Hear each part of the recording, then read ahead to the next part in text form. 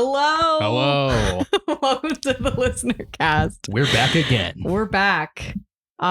We're doing Oathbringer this time. Yeah, we are. We sure are. Yeah, I'm excited to be here. I'm a little loud. Are you? I can see on here. Quiet it down. Quiet it down. I'm like loud enough anyways. It's true. You don't need to. You got such a large yapper. I do. I be yapping.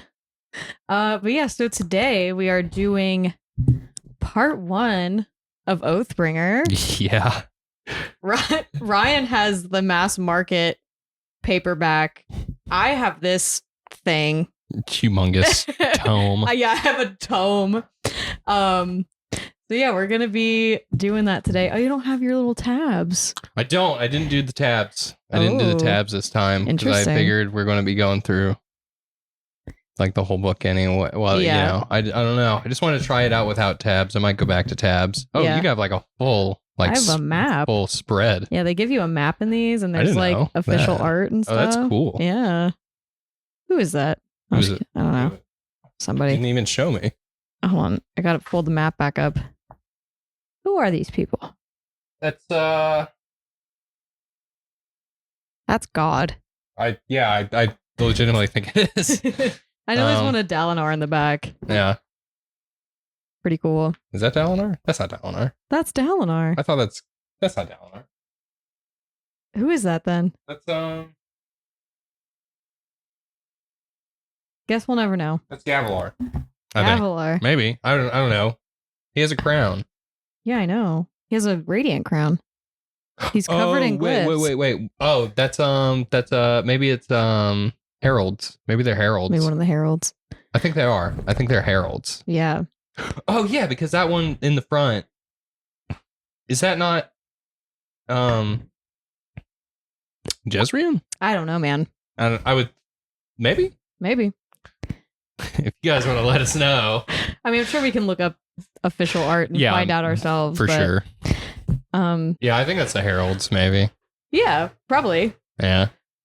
We can find out. We do have the power of Google at our fingertips. It's true. Tips. Wow. And there's like a million people who know so much more about this series than us and it's everything. so true. But yeah. Like all the people who bought all the Worldhopper Ball tickets. Oh yeah, I guess we could talk about that real quick since it's Sanderson let's related. save it till the end. We'll Okay. talk about it more. But yeah, the Worldhopper Ball tickets went on sale today.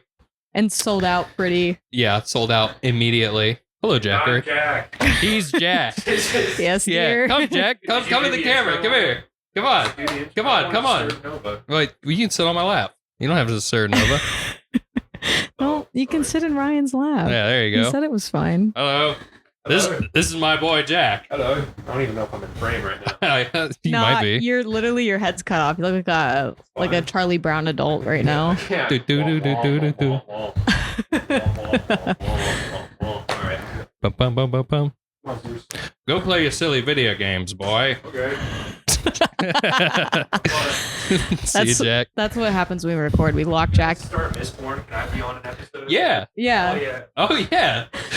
Yeah. How far are you into Well of Well of Ascension. Ascension. I just, well, I'm not going to talk about this. I Yeah. just got, I'm a little over halfway now. I'm at like 400 something. Oh, okay. You're cooking through it. Yeah, Okay. he's kicking. Okay. He's kicking. I've been reading it after I get off of work every day. I sit in the bar and read. Yeah. Nice. That's good. It's getting hot. Oh, yeah. Stakes just keep going up and up and up and up and up. And Jack, you got a whole nother book after that. Only halfway. Dude, it only gets crazier. I'm excited. Yeah. Anyway, He's full Hey, Sanderlanche. Jack. Full Sanderlanche. Full Sander Lanch. Yeah, this is what we do when we record. We lock Jack in his room and force him to play video games. Oh, yeah. We really force him. We really tie him down. Yeah, we're like, Jack, you have to play. What's he been playing recently? You have to play Minecraft. Oh, has he been on the Minecraft grind? Oh, there's like a realm. Our friends have a I knew realm. that. I didn't know if he was like going hard in the paint on it though. I don't know. He's been on that. He's playing RoboQuest. Yeah. He was telling me about that. Yeah. So, Yeah. diverse, I guess. We're gonna talk about this now. We're gonna talk about the book All right. now. Okay. Um, Are we ready? Any more addendums? no, let's talk about Is that the Oathbringer. word? Okay. Prologue. Prologue. Eshonai arrives at the palace in Kolinar along with the rest of the listeners. They all prepare for the feast and peace agreement that they will be signing with the Alethi. Soon she wanders off and finds the king. Gavilar reveals to her that he plans to return their gods and unite the world. Hearing this, she returns to her people and tell them of his plans. They plan on using the recently purchased assassin to deal with Gavilar. Yeah, so this is where we get confirmation that, like, Zeth, I was like, what is his name? Yeah. That Zeth actually was hired by the Parshendi. Because I think there's, like, some, like, we were told that the whole time, but it's never confirmed. Yeah, it's, yeah, because it's weird. We're, like, we didn't know how he came under, like, their Yeah. retinue and everything, but it was like revealed to us that he was bought as a slave Yeah. by like one of them. Yeah. Yeah. So we get confirmation of that. Mm-hmm. Something do you have anything marked? Here, you go ahead. Yeah, the one thing I have marked, kind of like not immediately. I probably just made someone cringe with what I did in my book there. I'm so sorry. So she's talking to Gavilar, and he says, now, I'm going to help you, Eshonai. Did you know I've discovered how to bring your gods back? No, she hummed the rhythm of the terrors. No. My ancestors, he said, holding up the Fabrial, first learned how to hold a spren inside a gemstone. And with a very special gemstone, you can hold even a god. And so this is like, we see, I don't know. Gavilar's like, yeah, I figured out how to bring your gods back. Like, you know, our enslaved parshmen were once like you. We robbed them of their ability to undergo transformation. We did by capturing a spren, an ancient crucial spren. And he's like, I've seen how that can be reversed, and a new storm will bring the heralds out of hiding. But yeah, so you see that there's like people purposefully trying to bring back these things that Eshonai is like, oh god, no, this is horrible. Yeah. And we see consistently with like Relaine specifically in this entire book that he's like, I don't know anything about my people. I don't know why they would have done this, because my people, we would have never wanted this. Right. We would have never wanted our gods brought back. Mm-hmm. So yeah, I just think it's very interesting how it is gung-ho they were about like, no, we don't want our gods. Yeah. You think of like a culture or religion like having like, oh yeah, our gods, of course you want to meet your god, like that's who you worship, and that's like what cares for you in your day to day. And then it's like, no, we actually don't want anything to do with them. Yeah. I find so kind of like in the previous books, we were told like we found out the reason why Gavilar was killed, because he planned to bring back their gods, and you're just like, okay, what is that? And it's crazy because you hear that and you don't think, I believe, that it's just like, oh no, he directly told them that we are going to bring, we plan to bring them back. And Eshonai literally was like, no. Yeah. Like, we don't want that at all. And here we are. So I don't know. It's a very interesting interaction. Yes. Do you have anything? That you marked exactly what I marked down. Okay, awesome. Yeah. So let's go ahead and get into part one. And chapter 1 is Broken and Divided. Dalinar is in a vision, given to him by the Almighty and the Stormfather. He asks the Stormfather to show him the ruins that come after where the vision should have ended. In a powerful golden light, he sees the silhouette of a figure with 9 shadows and red eyes. The Stormfather informs him that it is Odium's champion, and the 9 shadows were the Unmade. Awaking from the vision, he tells Navani, and she pledges to help him in uniting the world before it's destroyed. A messenger comes and tells them they have found the body of Sadeas. God, I forgot that, because I just finished part 2, like, recently. And so I forgot that this book starts with, like, hey, Sadeas got murdered. Mm-hmm. Wow. Yeah. We kind of like get our first glance at our main bad guy. Our Odium's champion. Yeah, Odium's champion. Yeah. Yeah. The only thing I have marked is when he does see him. So, I mean, you described what he looks like already, so I don't think we need the to. Nine Shadows thing is really cool. We've heard about the Unmade before, and we know that the Thrill is one of them because Taravangian talked about it. Yeah. And then he mentioned another one that brought the death rattles, or whatever. Yeah. So the Unmade are like types of spren made by Odium. Yeah. Just wanted to clarify that before I start yapping and say something lore incorrect. Yeah. Okay. Yeah, no, I think it's really cool. I think it's interesting that it's a golden light that pops up because I don't know, you don't typically see gold as like evil or anything. Yeah, because like up to this point we know Odium's evil and the Voidbringers have come back, and so we're seeing lots of red and red lightning and having those evil themes. So then for like this spren, Odium's a spren, right? Like no, he's a god. He's a god. Yeah, so I don't know, but just to see this god that has been described to us and will continue to be described to us as like this horrible being. Yeah. For him to, be your very standard, like godly, seemingly godly thing is like very interesting. Yeah. To where it's not like, you're seeing devil horns and red and black. He's not like a devil or anything. He is like a He's a god. It's a golden light. Yeah. Like, It's like how I feel like a lot of modern religions, like, or not modern religions, but like, I don't know. I feel like depictions of like Jesus and stuff you see with like the light behind him, and he's got like a gold halo and some, and like, so it's interesting that our antagonist really is perceived as that type of god. Yeah. When we go into more about Odium later, I'll talk more about this, but Devilman Crybaby, or just Devilman. Okay. We'll talk about it later. I've never even seen that show. Oh, dude. It's good. Yeah. All right. Well, that's chapter 1. Chapter 2. Chapter 2. Adolin is overwatching the delivery of supplies when a scout comes and says that they've made a discovery. He already knows what it is. He already knows what it is. I wonder why. Yeah, I wonder why. It's almost like Adolin murdered Sadeas or something. I have nothing marked down for this chapter. Let me look. I'm sorry, I got distracted looking at something maybe I else. do, actually. That might be a lie. I do have something. Okay, you go right ahead. I know that we talked about this on our own, but there's like not a lot of stuff. Everything's like kind of take a shot, straightforward in a lot of these chapters. Yeah. So there's not a lot that not that we don't have a lot to work with. We have a lot to work with. We have so much to work with. Yeah. But just that, like, I guess it was like harder to find things to kind of poke out because like I knew Ryan would be in his summaries and hit every major thing that happened. And so we can talk about it on that from then.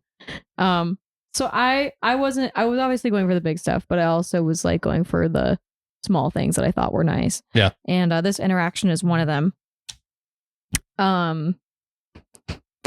So let's see. They get to the room where Sadeas' body is. And Dalinar is looking around, everybody's in there. And it's Sabariel along with Aladar, who had been summoned but had not yet arrived. And would have to form the foundation of a new Alethkar. Almighty help them all. Well, said Pelona, hands on hips as she regarded Sadeas' corpse. I guess that's one problem solved. And everyone in the room turns toward her. And she's like, "What? Don't tell me you weren't all thinking it. This is gonna look bad, Bright Lord," Calamy said. "Everyone is going to act like those soldiers outside and assume you had him assassinated." "Any sign of the Shardblade?" Dalinar asked. "No, sir," one of the bridgemen said. "Whoever killed him probably took it." And Navani rubs Dalinar on the shoulder and says, "I wouldn't have put it as Pelona did, but he did try to have you killed. Perhaps this is for the best." And Dalinar says, "No, we needed him." And Sabariel says, "I know you're desperate, Dalinar. My presence here is sufficient proof of that. But surely we can't have sunk so far as to be better off with Sadeas among us. I agree with Pelona. good riddance. And then like Dalinar Yeah. looks up and he's looking around at Sabarial and Pelona, Teft and Sigil, and like a handful of other soldiers, young scout woman, his sons, Adolin and Renarin, Navani, Calamy, like everyone's there, and like everyone's just like nodding, and Dalinar's like, Yep. you all agree, don't you? Mhm. And everyone's just kind of like, yeah. Yeah. I It's just think it's so funny. Oh, it's very funny. And it's also like, I think it reinforces Dalinar's character. Yeah, because he's even like, no, we could. He did not want this to happen. Yeah, he's like, no, we could have used Sadius, and Yeah. everyone's kind of like, I mean, I think we're good. Yeah. So, Mm-hmm. but Dalinar's still like, oh, we could have used him. Yeah, I also didn't finish my summary, but we're about to talk about but we're literally talking about what happens after this too. Oh, So, okay. and I'm not going to finish my summary, but I'll talk about. He appoints Aladar and Sabarial to like High Prince like stuff, positions, and everything. Like he appoints Yeah. Aladar to a High Prince of Information, Sabarial High Prince of Commerce because Adolin, he's supposed to be like train regiments, and he tells the Radiants to just practice their powers. Yeah. Which I'm just like, yep, okay, we're seeing Dalinar take charge. It's been like what? How many days have they been in the tower? Is it still like Not day one? much. No, This it's like is, less than a week. Yeah, less than a week for sure. Yeah. I don't know. We kind of hit the ground running. We for do. Oathbringer. 100%. Because like you're just so, you had the Way of Kings to set you up.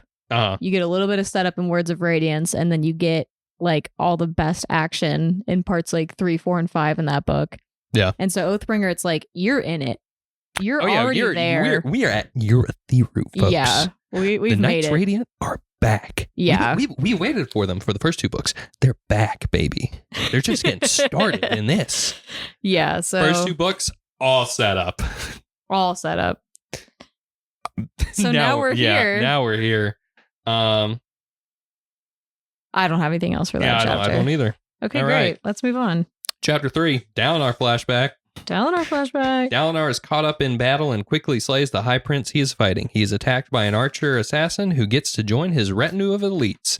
Sadius then joins him and is disappointed they can't raid the town. Can't raid the town. Yeah, nothing. I ain't got nothing written down. I got lost again. I'm still okay. I don't think I have anything either. Just based on where my tabs are, I don't think I have anything. I do really like the interaction where the archer like tries to kill Dalinar, and he was like, that must have been X amount of yards. That's crazy. Yeah. How did he actually almost hit that shot? And then he finds him and is like, I want you. Hit that.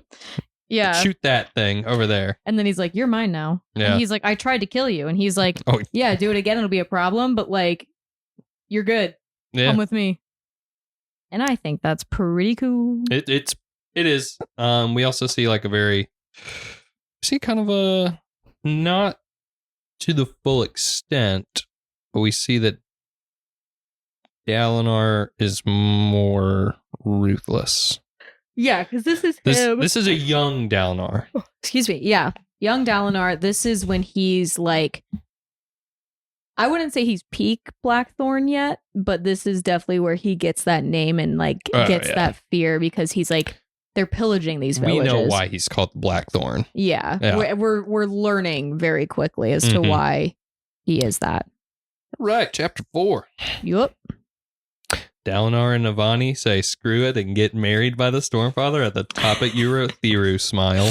That's what your summary says. Yes. That's awesome. That's awesome. That's awesome. That's awesome. Oh, I have 2 notes. Ooh. Wow. Something that happens. I think it's this chapter. I have a note. Yeah, talk about it. Dalinar finally tells Navani that he can't remember his wife. Yes. He fully admits, like, I can't remember my wife at all. I don't know her face. Portraits of her are a fuzzy smudge to my eyes. Her name is taken from me whenever spoken, like someone has plucked it away. I don't remember what she and I said when we first met. I can't even remember seeing her at the feast that night when she first arrived. It's all a blur. I can remember some events surrounding my wife, but nothing of the actual details. It's all just gone. And Devani, like, when she first hears that, she's like, oh, the alcohol. Mm-hmm. And he's like, no, the old magic. Yeah. Yeah. And it's, this is his first time, I think, admitting to somebody what it was. Mm-hmm. Yeah. I think so. Pretty sure. So I don't know. I found that very interesting that it's taken us 3 books for Dalinar to finally tell somebody what he asked. But only I get took it. you 2,500 pages, Yeah. Dalinar. Yeah. Yeah. Only took you 2,500 pages, buddy. For you to man up Mm-hmm. and say, hey, I went and saw the Night Watcher. Yeah. But after that, they like talk, and he's like, oh, well, like, I want to get married and everything, but like nobody will marry us. And they like talk about getting like a foreign priest, and he's just like, what if we get the Stormfather too? And she's like, you want a friend to marry us? And he's just like, he's like the last remaining shred of honor. Yeah. It's perfect. Yeah. It's the most honorable thing to have honor marry you. Mm-hmm. What are you? What? Nova's looking Ghosts. at the door. There's a ghost. Let's see. I'm trying to. Oh, I think it's very nice. There's a very nice moment with Elhokar in this chapter.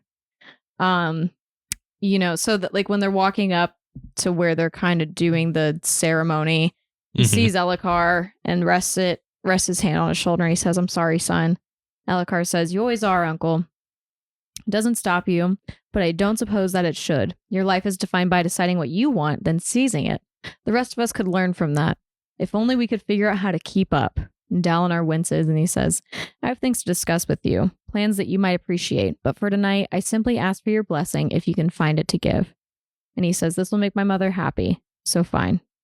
And Elhokar kisses Navani on the forehead and then left them striding across the rooftop.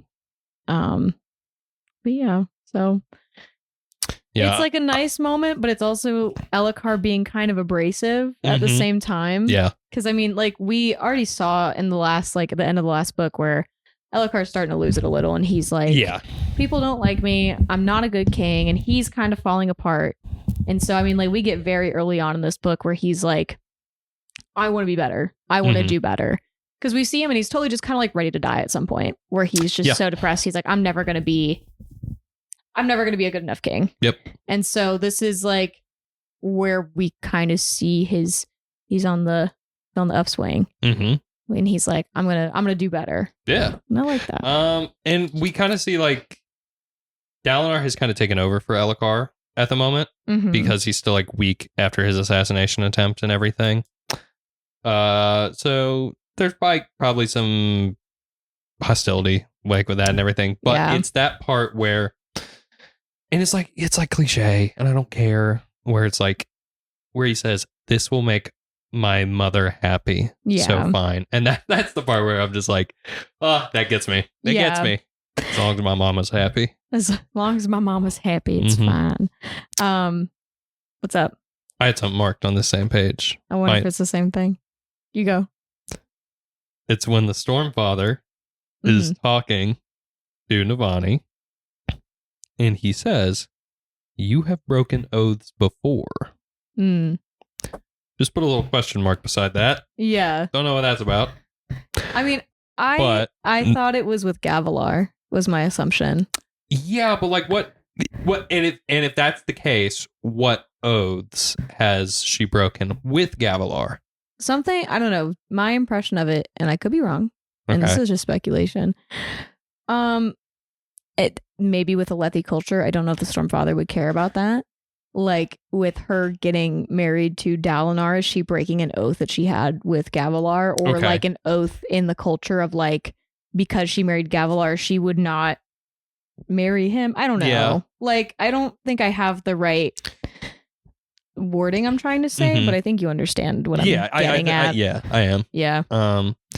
But it could also be something deeper Mhm. of like she has broken some greater oath before that we just don't know about. Right. I guess we'll find out. I guess we'll find out. I had marked after they say their vows and swear to each other, whatever. Mhm. The Stormfather says, "So be it." And Dalinar had anticipated thunder, lightning, some kind of celestial trump of victory. Instead, the timelessness ended. The breeze passed, the Stormfather vanished. All through the gathered guests, smoky blue Awe-Spren rings burst out above heads, but not Navani's. Instead, she was ringed by Glory Spren, the golden lights rotating above her head. Nearby, Sabario rubbed his temple as if trying to understand what he'd seen. Dalinar's new guard sat, looking suddenly exhausted. Adolin, being Adolin, let out a whoop.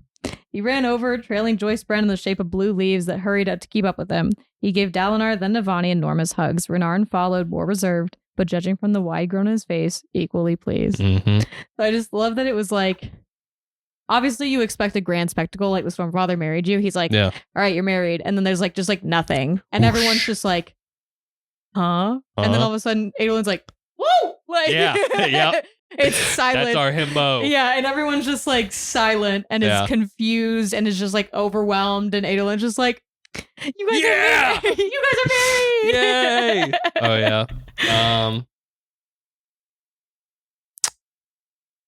I have something marked. It's when he goes and talks to Kadash.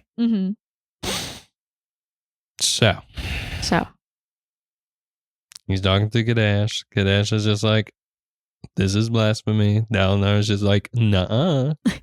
The Stormfather maybe knows. He's literally a remnant of honor. Blah, blah, blah. He's literally God. Yeah. Kadash says, I appreciate the man that you have become. You should avoid reminding me of the man that you once were. Dalinar paused, and a memory swirled up from the depths inside him. One he hadn't thought of in years. One that surprised him. Where had it come from? He remembered Kadash, bloodied, kneeling on the ground, having retched until his stomach was empty. A hardened soldier who had encountered something so vile that even he was shaken. He left to become an Ardent the next day. The Rift.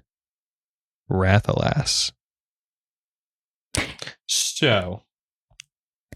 Do we get the Rift flashback in this part, or is it the next part? Because I don't want to talk about it. It's this part. Okay. I'm like pretty sure. Memory pops up. Okay. From deep within the recesses of Dalinar's mind. Whoa. Yeah. Previously, we just heard that he doesn't remember. That he can't remember. Yeah. Certain situations involving his wife. And this memory is starting to pop up. So I'm going to make that note. Make that note. Right there. That's all I'll say. That's right all. now. For now. All right. Okay. I'm excited for this. Okay. This next chapter? Not this next chapter. This next sequence, I suppose. Yeah. Go ahead. I mean, you're the one that has the summaries. Oh, well, I just said, okay. Hold on. Like chapters, yes. But chapter. Okay. Sequence of chapters. Oh, sequence of chapters. Yeah, I should have been more specific. That's my bad. So here is my summary for chapter 5. Hearthstone. Kaladin arrives to Hearthstone. That's period. It. That's period. I mean, that is really what happens. I don't have any notes. Like, I don't either. I mean, he walks up and he sees like no lights except in like where Rashon was. I forget the word. The High Prince's like manor. Yeah, it's like his manor. Yeah. So brings up something interesting here. It's when she's talking about the gloom spren. Yeah. Yeah. It's the first time we see those, I think, ever. Yeah. And she says some spren are common, some are uncommon. I'm pretty sure one of my aunts like to hunt these things. Hunt them. Like, try to spot them? No, like, you hunt great shells. Can't remember her name. She wasn't really my aunt, just an honor sprint I referred to that way. What an odd memory. More seems to be coming back to you. The longer I'm with you, the more it happens, assuming you don't try to kill me again. Yeah. This is a nice little moment. It's good, like Syl Kaladin moments. I feel like we didn't get a lot of those closer to the end of Words of Radiance because of the consequences of that book. The consequences of Kaladin's actions. The consequences of Kaladin's actions. Yeah. For being a little baby. For being a little crybaby. Yeah, a little, yeah. Get over it, Kaladin. Jeez. Yeah, I was gonna say we also kind of get more world building as far as like Shadesmar. Yes. And like it's like, oh, my aunt used to hunt them, so it's like, oh, that's a very like human thing, you would think. Yeah. So it's like weird that the Spren have a predator prey apparently going on. It's like that, and then we get a thing with Wendell and Edge Dancer with him like gardening crystals. So we're getting some fun world building for that side, because that is like half of the battle here is Shadesmar. That's kind of the thing now that we're outside of Words of Radiance. And I was going to bring this up later. A lot of this book I've noticed is just characters talking, and I love it because that's how we get character development and like world building and stuff like that. And like, you know, maybe a lot of people aren't into it just because like there's not like a whole lot of action going on, and we're like not moving the plot as quickly as we had previously. Yeah. But it's also just really nice because we can take those breaths. Yeah. Like literally just Kaladin just talking to Syl on his way to his hometown. Yeah. This is nice. Just nice. Well, let's talk about when Kaladin's in that hometown. Chapter 6. 4 lifetimes. Kaladin reconnects with his family, then promptly punches Rashon in the face. So good. So good. Oh. Because the thing is, I ain't gonna lie, I teared up. Yeah, I also teared up. He punches Rashon for Moash, essentially. Yeah. Even though they, like, the last time they interacted was not awesome. No. But he still cared about Moash to a degree where he was like... Yeah. I think Kaladin still cares about Moash, and I think will continue to care about Moash. Yeah. Vengeance. Yeah. We'll get there. But I really like that because I think we are shown the later on, and we'll talk about it. We are seeing the two different sides of the same coin, that is Kaladin and Moash. And that's all I'll say. Okay. Yeah. Yes. Did you have anything else for this?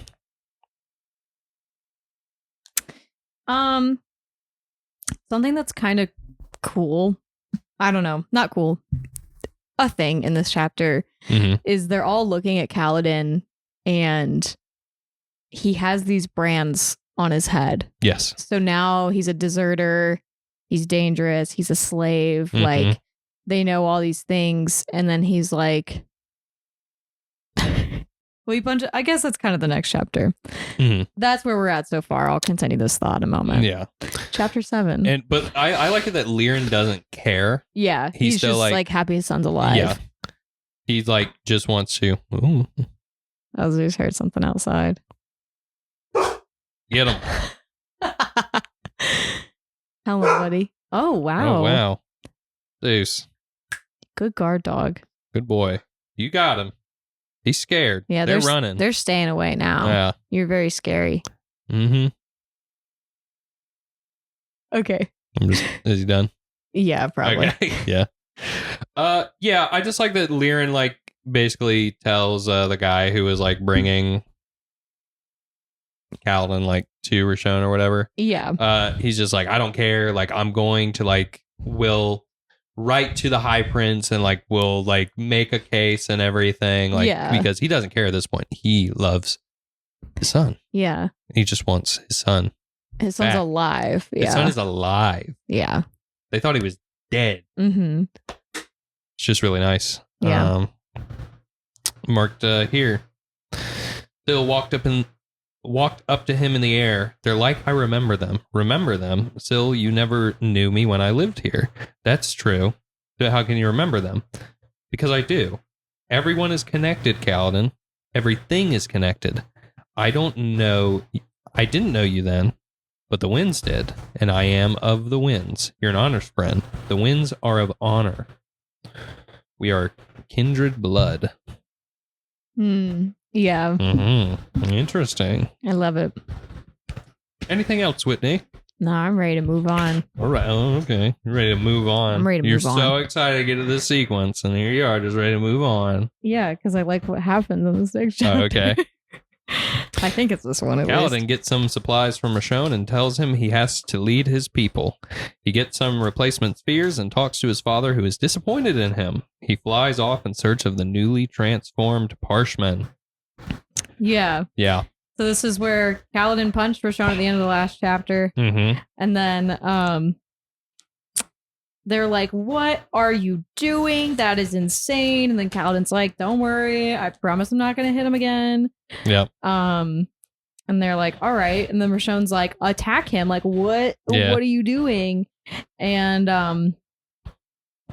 Liren is like, why are you giving orders to Rashon? Like, dude, like, stop. Yeah. And then Kaladin's like, meow, and then has Meow. his that's the sound that makes when you summon a shard blade. Yeah. Meow. And he summons a shard blade and he just goes, any other questions? And I'm just like, I have a note for this. yeah, Awesome. that's a good note. Yeah, that's all I wrote was awesome. Awesome. Yeah, I don't have a note there specifically, but I just like that sequence of like, you've punched Rashon, this guy that sucked and he screwed your life up and he basically sent your brother to die. Mm-hmm. And then like obviously it affected Moash as well Right. with his grandparents. And so Kaladin gets his punch in and then they're like, what are you doing? Whoa, And what are then- you doing? Yeah, and then he's like, I'm a radiant. That's all. I just like that sequence.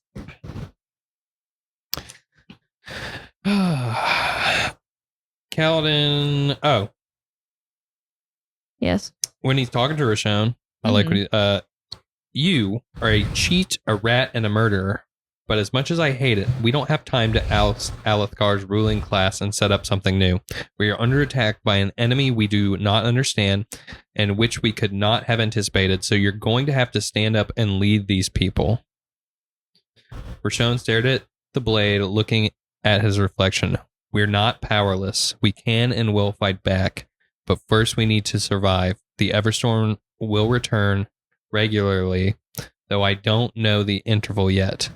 I need you to prepare. And he just tells him like kind of like some stuff to do. But I like that Kaladin like says, I don't like you.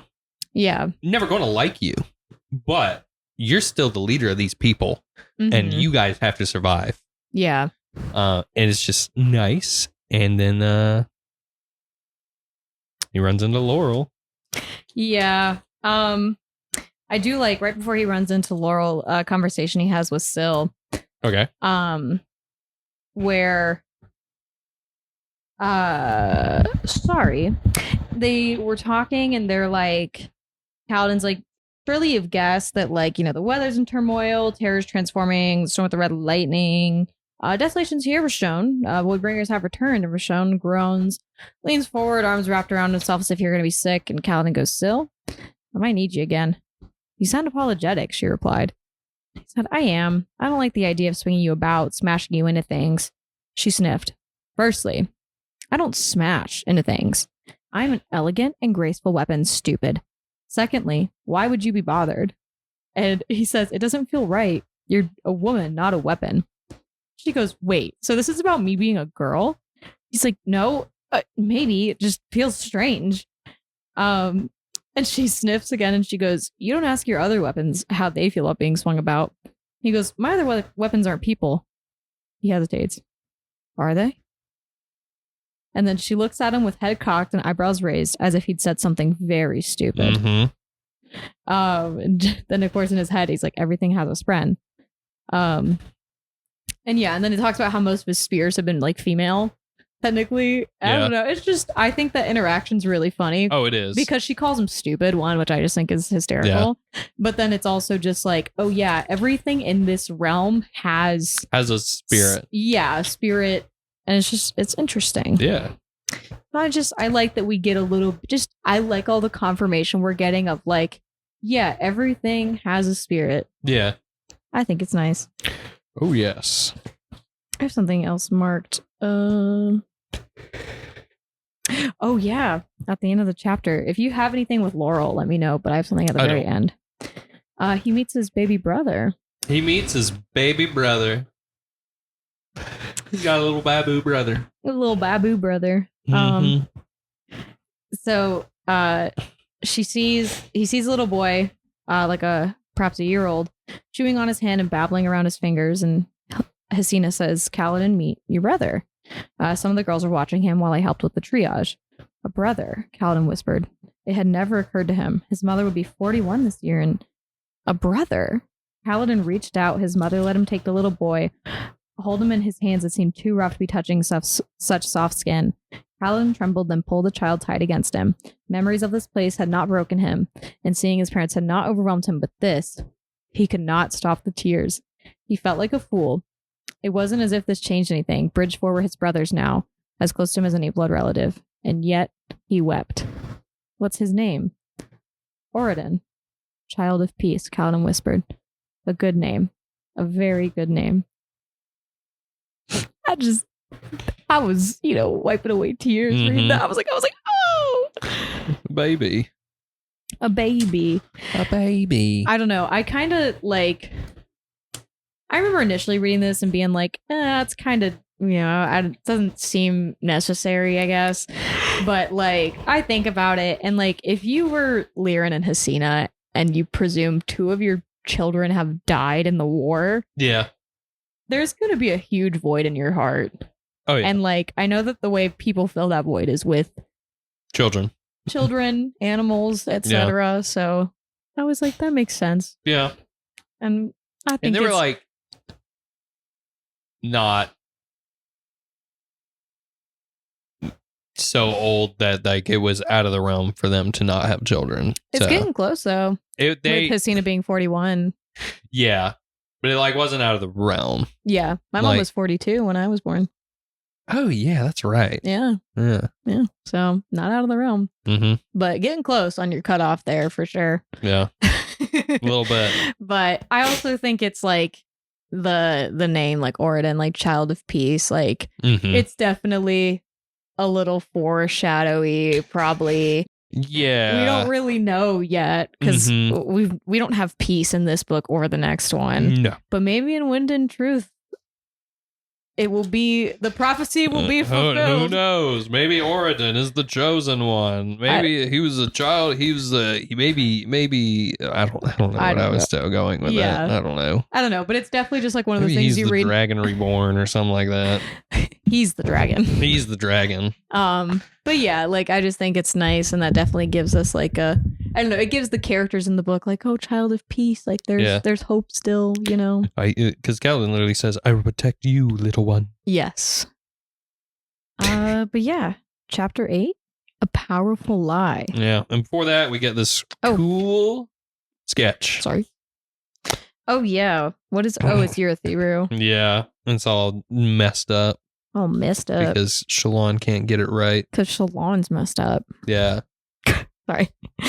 Yeah, what's your summary for this chapter? Shallan is struggling to draw the tower. She meets up with Dalinar and company, and with him creates a cool map. They see better where the Oath Gates are located, and then Lyn the Scout comes and tells them there's another murder. Not another Moida. There's another Moida.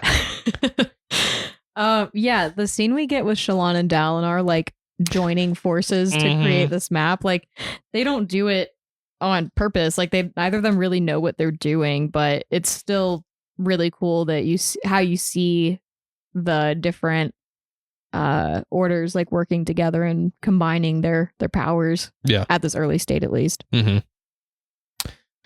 We kind of get like the first like they're talking about like trying to bring the world together and everything, and they're just kind of talking about all the different countries and whatnot. I have marked down here. There's that warlord in Tukar. What's his name? Tizim claims he is an aspect of the Almighty. And Navani's just like, aspect of, or Shalon, aspect of the Almighty. At least he's humble. Yeah, just noting that. Yeah. That's it. That's it. So we just have a warlord somewhere else in the world who says like, I'm God. Yeah. That's cool. That's awesome, man. Yeah. First time we hear about this, by the way. Yeah. Yeah. What else? What I you got nothing. You ain't got nothing? They make a funny map and the enemy's champion. Right. We don't know who Odium's champion is. Well, he says to like Shalon and them, the enemy's champion in the vision, Honor told me our best chance of survival involved forcing Odium to accept a contest of champions. I've seen the enemy's champion, a creature in black armor with red eyes, a parchment perhaps. It had 9 shadows. 9 shadows is crazy. 9 shadows is pretty crazy. Isn't like that the thing from Revelations where it's just like the creature had 9 heads, 10 heads, and on each head was a crown or something? You're asking the wrong person. Okay. I'm sure somebody knows. Yeah, I'm sure somebody knows. I think that's very much like biblical. Yeah, it's definitely like, oh, okay. Mm-hmm. Sanderson was on his biblical stuff, like for that one. Yeah. For sure. He was reading the Bible for that one. Yeah. He was reading the Book of Mormon for that one. He was reading the Bible. Yeah, no. So I'm pretty sure it's either 9 or 10 heads. I think it's 10 heads. I genuinely don't know what you're talking about. I don't know. So. It's like when the devil comes and like is on Earth. In Revelations. I never got that far in the Bible. I like tried to read it when I was younger. I like grew up in the church and I never got that far. Revelations has some cool imagery. Maybe I need to read the Bible now. I've heard the story's pretty good. I started reading. I'm being serious. I started reading Genesis, dude, and I gotta say, believe what you want to believe. That's like the first chapter of the Bible. That's like God created the earth and nope, it's more than that. What? Genesis is like, all right, so there was this guy and he had this son, and then that guy had this son, and then this son had that son, and then like it keeps going and going and going and going and going like that for a while. Uh-huh. And then there's this one guy, and I can't remember it because I was trying to I was reading it like not too long ago. This is earlier this year. I started reading the Bible. Okay. Just because I was like, what's all the hubbub about? And this guy, what's all this religious stuff about? This guy, and I'm not trying to like make anybody mad, but it was just like guy, and he goes into this town, and the leader of this like city or whatever was just like, man, you got a smoking hot wife, and he's just like, I'm not going to tell them that this is my wife.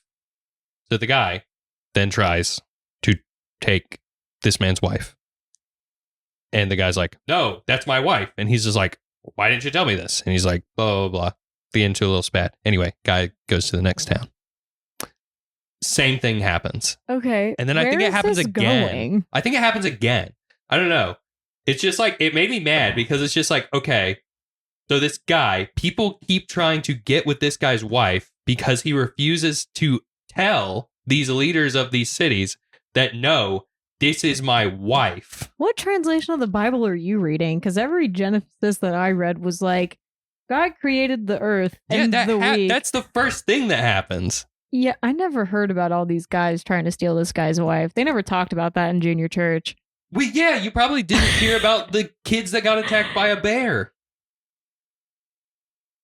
You didn't hear about that story, did you? Okay. There's a great story in the Bible. These kids are making fun of this guy, and they're like, hey, Baldy. That's literally what they say. They make fun of him and yell at him, hey, Baldy. And then the guy is just like, God, cast these devil creatures from me. And then a bear attacks the kids. That happens, and it's crazy. You didn't hear about that one either.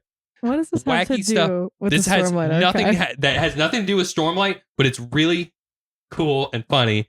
And anyway, we were talking about Revelations. That's how we got on this tangent. Revelations has some cool imagery and cool stories. It might be worth your time because it talks about creatures with covered in eyes and stuff. Ew. Yes. All right. So I'll be reading the Bible later today. Thank you, Anyways, everyone. I'm sorry. No, I don't know. I never heard those sermons. Because you understand why they talk Yeah, about no, I those now. understand. There's some things that you just kind of like skimp over. It's like, never mind. I'm not going to make that joke. Okay. Okay. Continue. All right. Chapter 9. They arrive to the murder scene and discover it is exactly like Sadius's. Dalinar puts Adolin in charge of the investigation.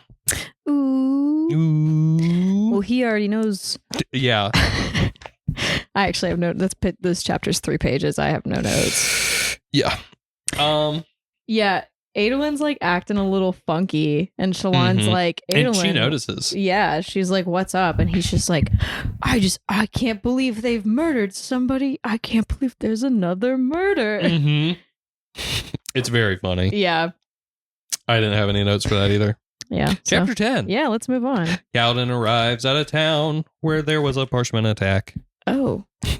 He finds that they attacked a grain storage and ran off. Syl and Kaladin discuss sex, and then he heads off to where the Parshmen were headed.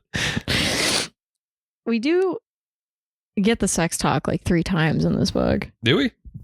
Well, there's this one, Okay. and then there's the no mating scene. Okay. And I think it happened again later in part 2, but I can't remember why I think that. I can't remember why I think that right now.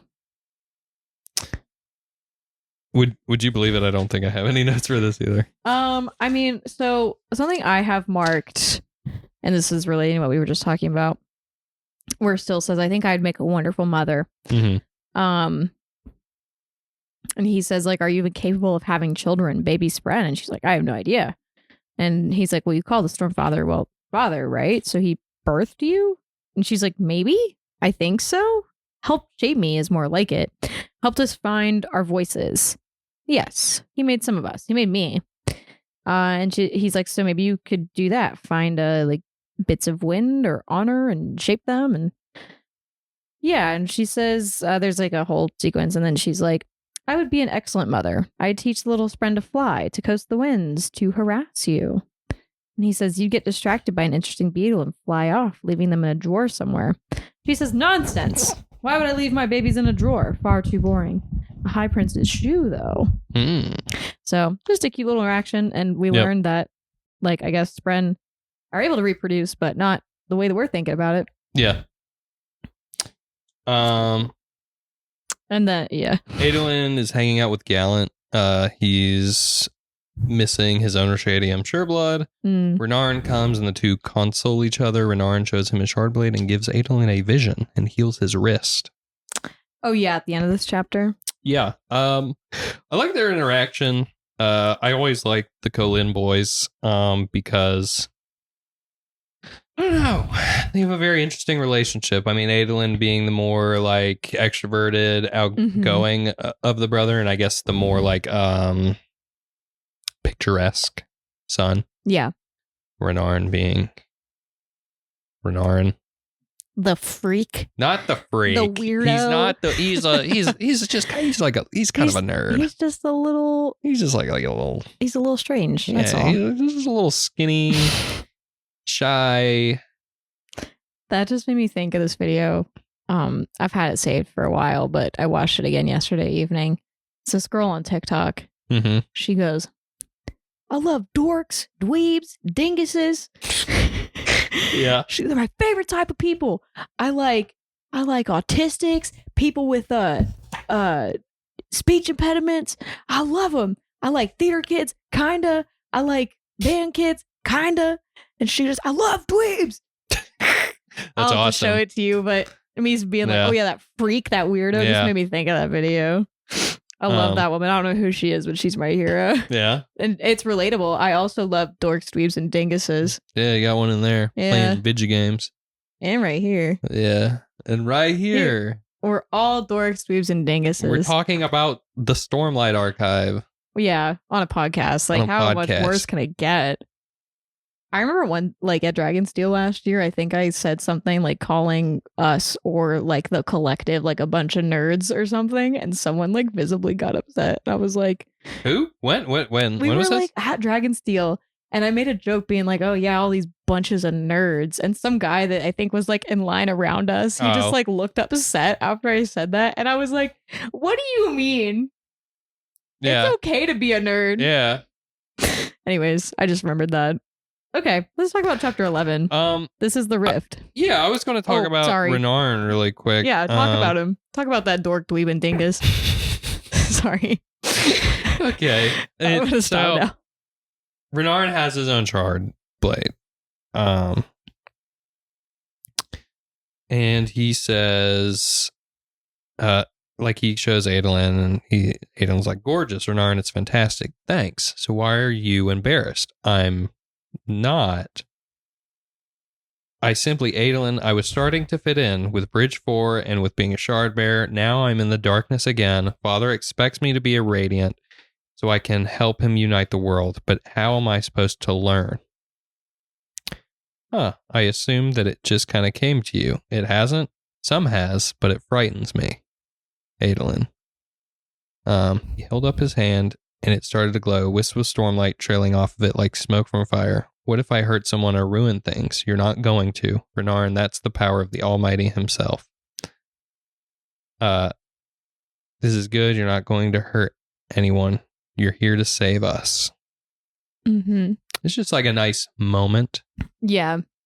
And I like it a lot. And when they he goes and touches Adolin's hand, like a pulse of radiance washed through Adolin. For an instant, he saw himself perfected, a version of himself that was somehow complete and whole, the man he could be. Mm. And his wrist is healed or whatever. Yeah. But it's just a nice moment between these two brothers because you really do kind of feel for Renarin in this moment, at least for me. Yeah. I know, I joke, oh, Kaladin, get over or whatever. And obviously I'm joking about that. Yeah. But with the Renarin, he makes it a good point where he's always kind of been the outcast of even his own family. He's the black sheep.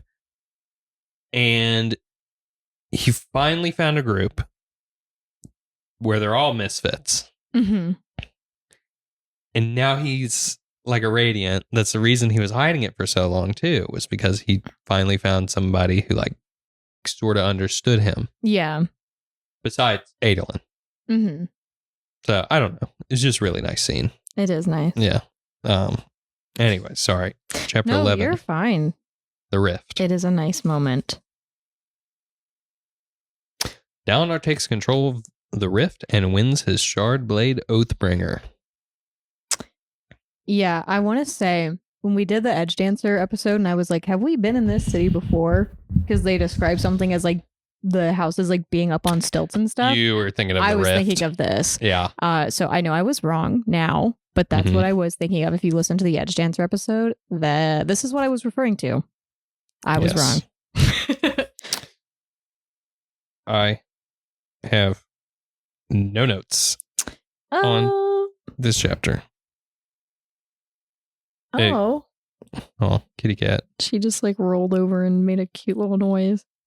I mean, I think this is probably one of the chapters where we see the Black the ruthlessness, Thorn. Yeah, because he gets the hammer and starts just smashing everything in his line of sight to pieces. Mm-hmm. But yeah, so the only note I really have is toward the end here, and is it about his sword? Yeah. They're having the conversation of why are we fighting? Is it for honor? Is it for Alethkar? And Galar's we can't just keep acting like a bunch of thugs and like robbing every city we passed and feasting every night. We need discipline, blah, blah. And Gavilar eventually says, could you at least try to be a little less foolhardy in battles? Mm-hmm. And Dalinar goes, this coming from you? And he says, a thoughtful me and exhausted me. Enjoy Oathbringer. You earned it. Oathbringer? Your sword. Storms, didn't you listen to anything last night? That's Sunmaker's old sword. Sidis, the Sunmaker, he had been the last man to unite Alethkar centuries ago. Dalinar shifted the blade in his lap, letting the light play off its pristine metal. It's yours now. By the time we're done, I'll have it so nobody even thinks of Sunmaker anymore. Just House Kholin and Alethkar. And I think that's just foreshadowing, because now Dalinar he's like supposed to be the next guy to unite Alethkar, but he originally bonded the sword that the last guy that did that, it was his. Yeah. So, yeah. Things of note, the chapter headers have been Different? Well, they've been from Oathbringer preface. What? Oh, yeah. Yeah. And we're probably going to guess Oathbringer is a book. Yeah, because The Within Way of the book. Kings was a book. Words of Radiance was a book. Every book is named after a book. Yeah. Yeah. So. All right, let's talk about chapter 12. Chapter 12. Dalinar tries to convince world leaders to visit Urithiru, but all of them say no. He begins to give up hope when suddenly Taravangian agrees to his call.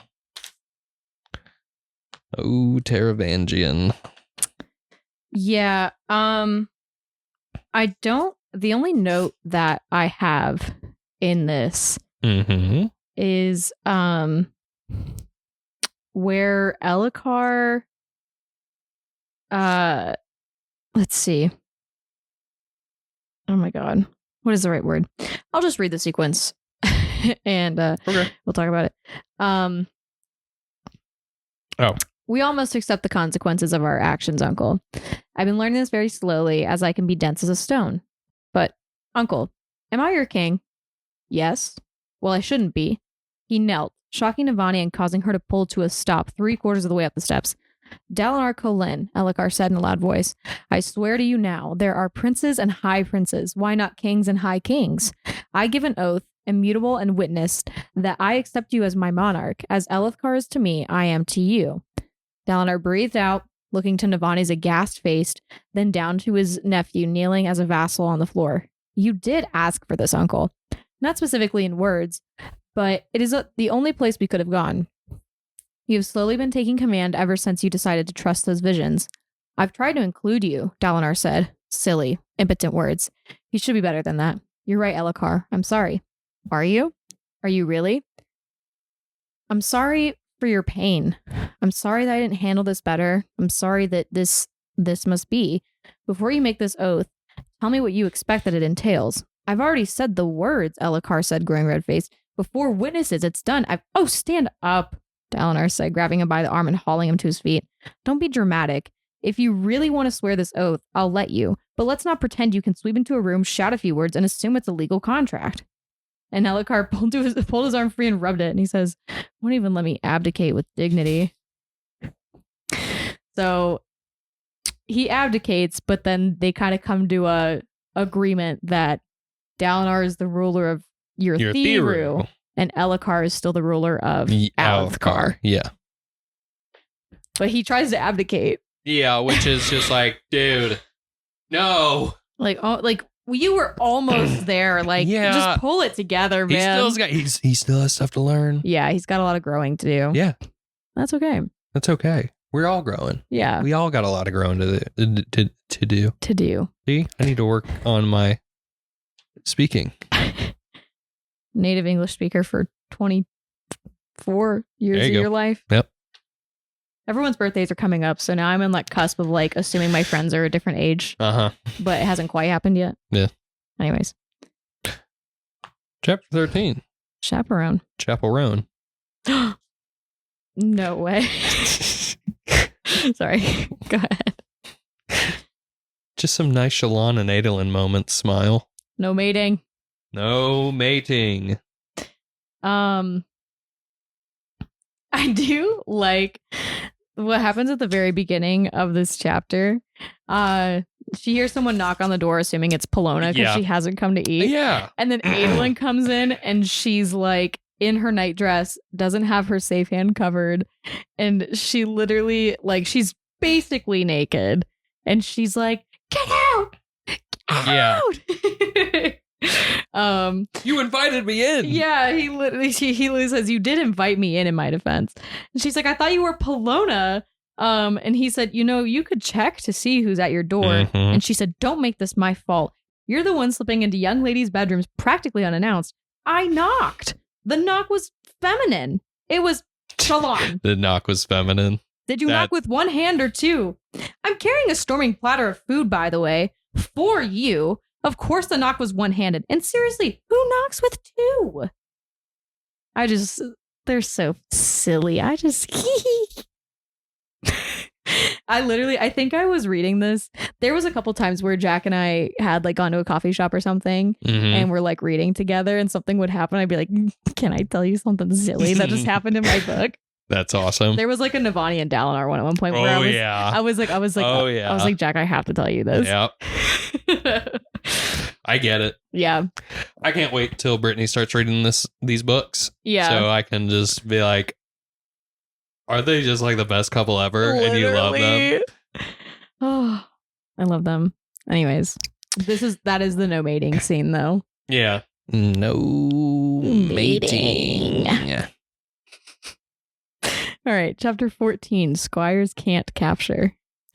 Kaladin watches the Parshmen play a card game in their makeshift camp. He realizes that they don't know how to make it on their own, and his location is revealed by a spren. He is surrounded, and he simply chooses to surrender. Yeah. Yeah. This chapter is literally like a page and a half. Yeah. So... it's actually 3 pages for me. Okay. Sorry. I think it's kind of like... I like that Kaladin makes the choice to surrender because, like, obviously he's doing it because he's like, I want to see where the Parshmen because he are could going. like destroy all of them, like no question. Yeah. But this weird spren is hanging out. Yeah. So. And this one can talk. Yes. All right. Chapter 15, Brightness Radiant. Oh, Adolin convinces Shalon to let him teach her the blade. While he's gone, she literally creates a new persona that goes by Radiant.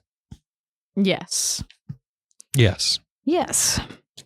Yes. Also get another cool Shalon sketchbook. Oh, yeah. She has a picture of the strata. I love these sketches. Yeah. They're definitely interesting. It kind of, like, for me, it gives me more things to work with when I'm, like, reading in my brain and I'm, like, imagining everything. So it's cool to get, like, confirmation on what something's supposed to look like, kind of. And now, but these are, something's wrong with them. Yeah. Something's wrong with them. Like when we get to the horse one. That one's gross. That one I could stare at forever. I think it's so cool. Messed up, I think it's so, because it reminds me of, we'll get into it later. Okay. Yeah, sorry.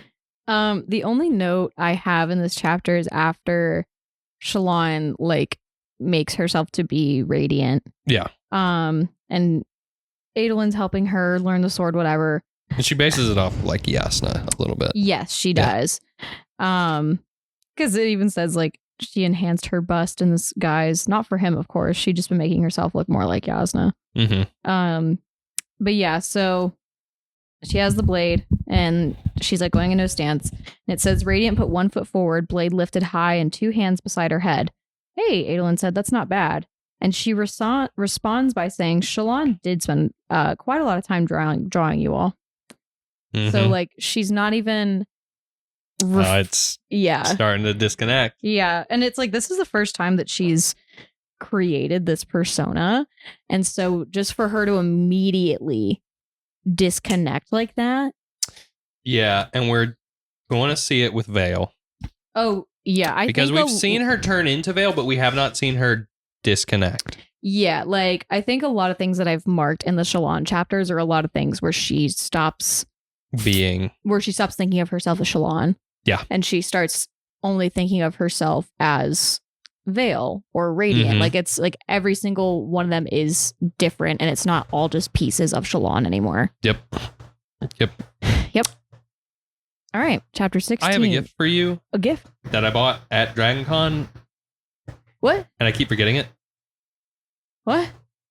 I bought you something at DragonCon, Yeah, I heard you. and I keep forgetting it What? Why are you telling me this now? because I forgot it. You just remembered that you forgot it? Yeah. Messed up, man. I didn't. I'm sorry. What is it? I'll show it on pod next time Okay. on Dragon Ball Z.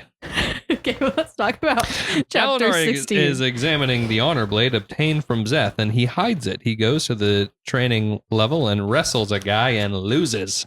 He wrestles. He wrestles. He then wishes to duel Kadash, who has been disputing Dalinar's claims about the Almighty. Navani comes and says that the Iriali Queen wishes to talk. He dictates to Navani what to say to the Queen as he duels Kadash. The Queen demands the return of Adolin's plate. Dalinar talks to Kadash of tradition, and he ends it there. He speaks to Navani about the shard situation, and then Dalinar realizes that he can now hear his wife's name. Yup. Yup. Oh boy. Oh, yeah. Something I marked kind of immediately here. I'm not going to read this entire thing. Okay. But Navani has, or like Navani and her Artifabrians have created wristwatches. Yeah. That's so cool. That is cool. Yeah. Just for keeping time. Yeah. Oh yeah, this is with the country guy, right? That he's talking to him. What? Oh, yeah. I like him. Yeah. Ryle. Ryle, yeah. I'm a big fan of Ryle. Of Ryle. I think Yeah, Ryle's 'cause very funny when in they this do it moment. in the audiobook, they give him a southern accent. It's so funny. It is. I'm a new man reborn in the bridge cruise. I love it so much. So good. I like that he's just very blunt with Dalinar.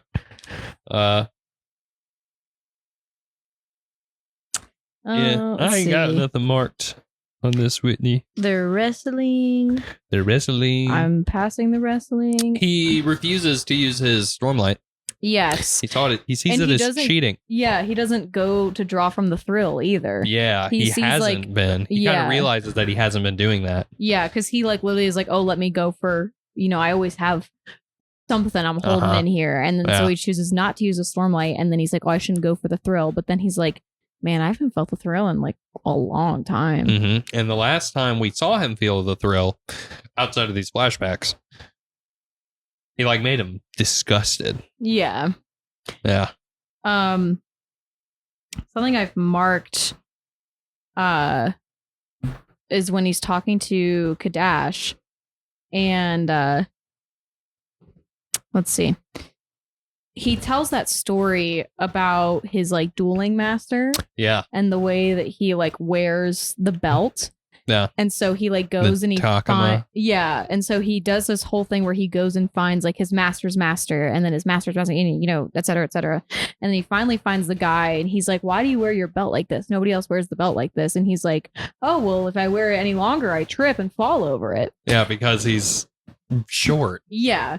And so Dalinar says this story and is talking to Kadash because they're talking about tradition, and like, Kadash was obviously like an ardent, and he's like upset by what has happened between Navani and Dalinar.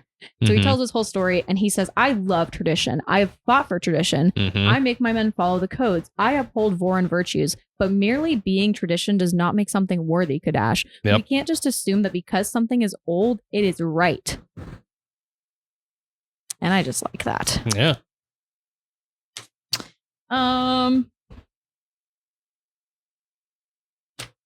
Oh yeah, and then at the end I just marked when he can hear Evie's name again. Is it Evie or Evie?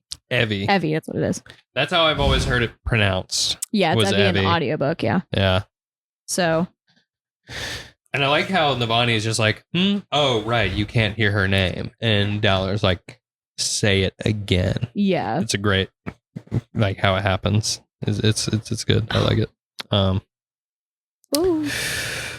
Chapter 17, Kaladin listens as the Parshmen argue about what to do with him. He realizes that they act as runaway slaves. Syl tells him that they have to be careful talking to each other because the Void Spren can see her. He then convinces the Parshmen that he can help them. Yeah. Let's see. I do have a note here. I don't know she has a why. Oh, it's when the Parchman is talking to him and they're like, I don't know, he's trying to sympathize with them. Yeah. And he's like, I was a slave. They branded me, I've been here. And he's like, you think that makes you understand?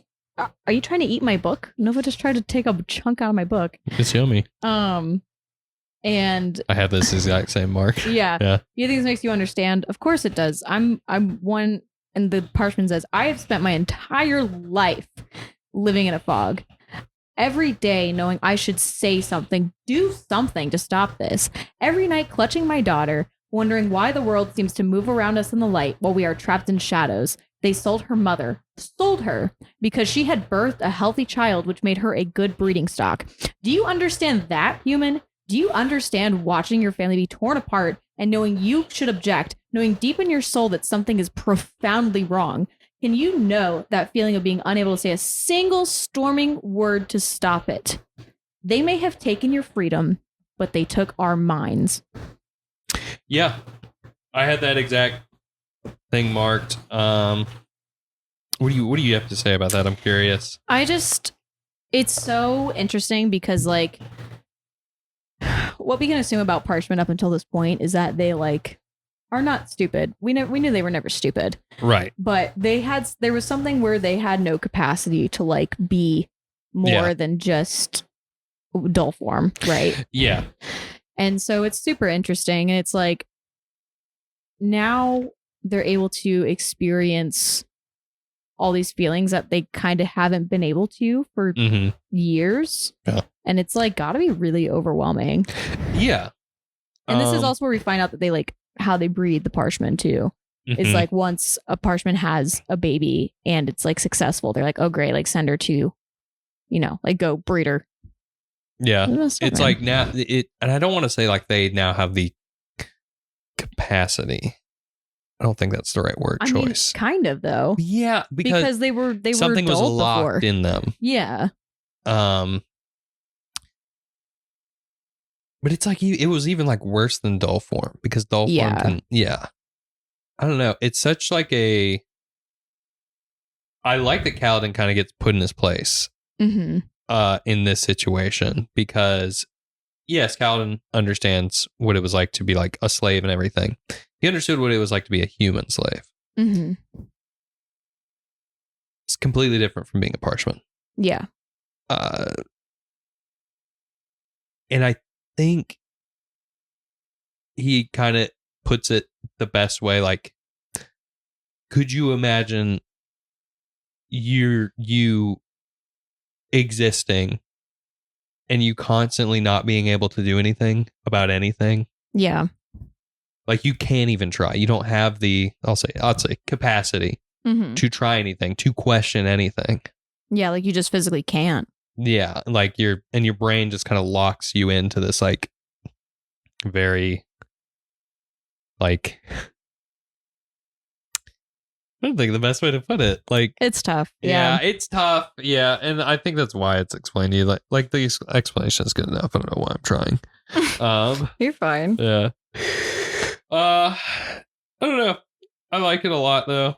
It's neat. I really like the new Parchman listeners, singers, whatever you want to call them. Yeah. I love the interactions that Kaladin has with them. He shows them how to start a fire and whatnot. And they're just like, we'll do it. Or we'll attack you or whatever. Yeah. Yeah. It's just, yeah. You got double vision. You see, I thought of the song Double Vision by 303. Oh. How's that go?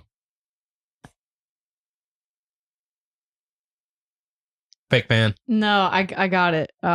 It starts with like the sun is so hot, drinks are so cold, our clothes just fall off as the day goes. Another stay up, don't wanna stay home. Oh, I'm thinking maybe I don't have relationships, and baby, it's not making any sense. Let's go. And lately, you're the one thing on my mind, and that could change anytime.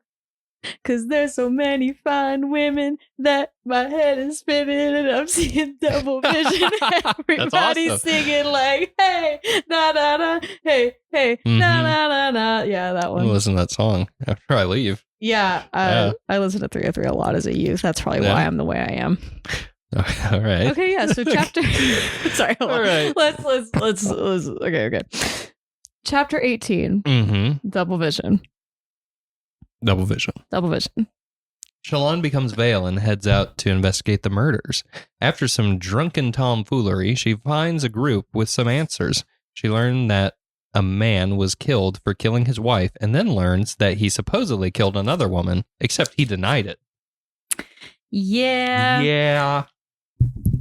I only have one note in this chapter, and it's not related to anything you just talked about. Okay, go right ahead. Well, I don't know. You go ahead if you have anything else first. Pattern talking about Adolin, Yeah. where he says, I like him. Who? The swordsman. The one you can't mate with yet. Can we please stop talking about him that way? Very well, but I like him. You hate his sword. I have come to understand humans don't care about the dead. You build chairs and doors out of the corpses. You eat corpses. You make clothing from the skin of corpses. Corpses are things to you. Mm-hmm. I don't know. Yeah. This is a very true thing. Like, I don't know. We see a lot more pattern in this, I feel like. Much like Syl. Mm-hmm. He's becoming more like a person. Yes. So. Do you have anything else Before you what? Talk about, girl, if you don't get, oh my god, the cat's on top of the bookshelf. She likes to be tall. Yeah. Okay, before I get into Shallan losing her marbles more. Okay. All right. Okay. Let's see. Vale thought that perhaps both were looking in the wrong places. She finally saw lights ahead. Blah, blah, blah, blah. No. Well. No. No? Okay. No, I just kind of had that marked, but it's like not really worth bringing up. What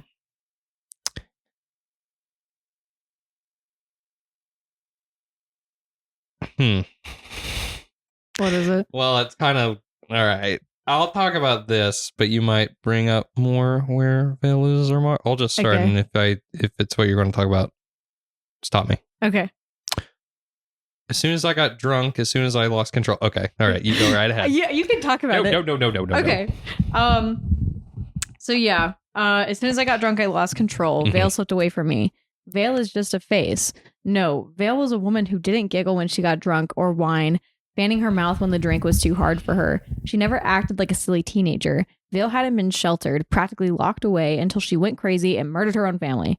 Shallan stopped in place, suddenly frantic. My brother's pattern. I didn't kill them, right? What? He said.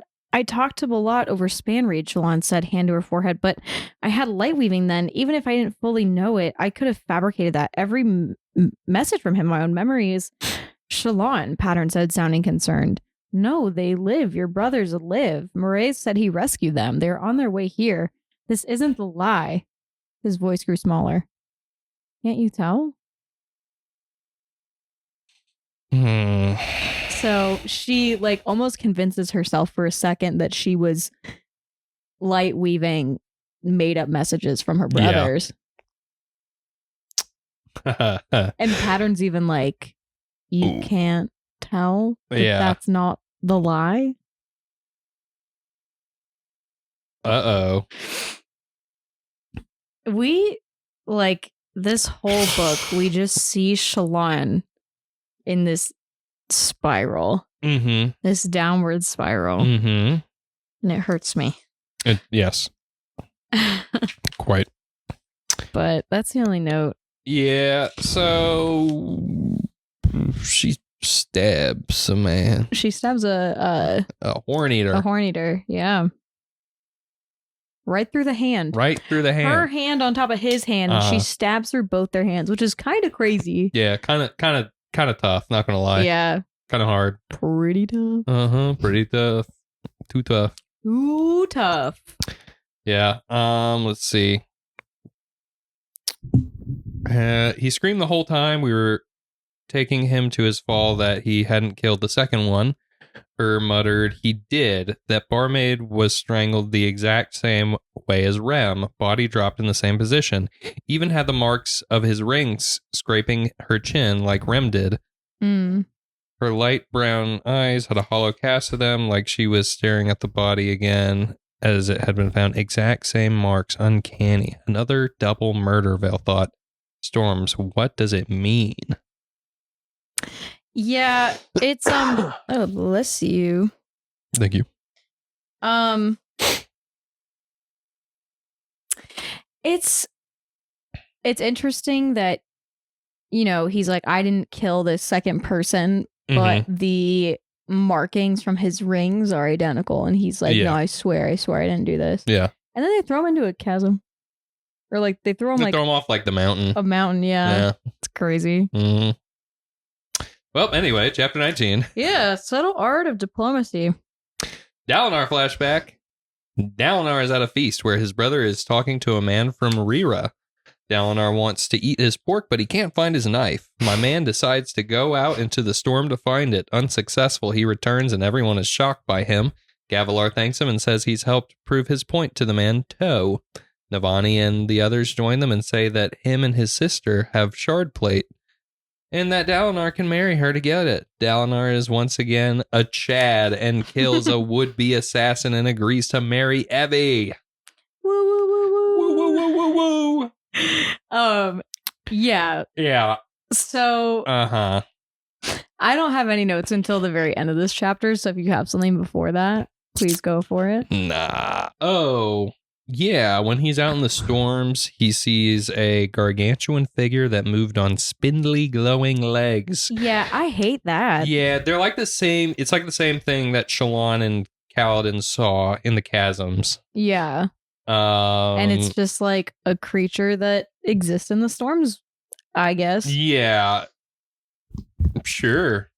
We don't know what it is. I don't know.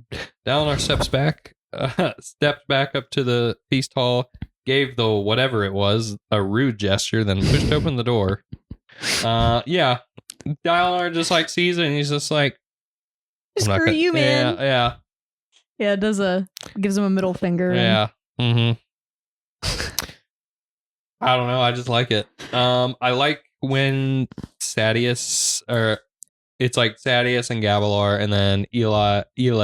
Mm-hmm. I was going to say Eli. It's the way it's written. Yeah. And Navani join, and they're just like all talking, and I like the camaraderie they all share. Yeah. And whatnot, and because you see that they did used to be buddy, like Sadeas and Dalinar were. Yeah, I just love the chemistry between all of them. Yeah, 100%. Yeah, what do you have? It's like at the end of this chapter, and Dalinar kicked the assassin to make sure he was dead. He nodded himself, righted his chair, sat down, then leaned over and yanked the man's knife from his chest. A fine blade. He washed it off in his wine, then cut a piece of his steak and shoved it into his mouth. Finally. Good pork, Dalinar noted around the bite. And everyone's just like, what? Ew. Yeah. And he's just like, I can finally eat my pork. Thank God. He makes a point where it's just like, he at least didn't drink the wine that he washed the blood. I wasn't going to drink the wine. I'm not like a total savage. Yeah. I don't know, Dalinar. I think you might be. Chapter 20. Cords to bind. Kaladin is assisting Parshman. Saw relays to Kaladin how he hates that what he's gone through, and even now he hates that he doesn't know these skills and that Kaladin is teaching him. Syl tells him that a high storm is coming, and he thinks it's time for him to leave these people. Yes. Yeah, this is also a very short chapter. Yeah. I got nothing. I ain't got nothing either. Syl. I ain't got nothing. I ain't got nothing. I ain't got nothing. Syl can feel high storms now? Yeah. So they've Cool. been able to tell, like, while they've been traveling when a high storm is coming thanks to Syl. Kerming. Yeah. Kerming. Chapter 21, set up to fail. Set up to fail. Shallan awakes hungover and tells Adolin about her night. They start their way to meet Ile, and Adolin tells her she needs to give her guard purpose. When they get to Ile, they discover Marae standing beside her. Yeah. I think the only thing I have I only have one thing marked in this chapter. Mm-hmm. You know, Adolin comes into her room. Shallan looks hungover. Mm-hmm. Has obviously been out. There's a jug of Horneater White next to where she is.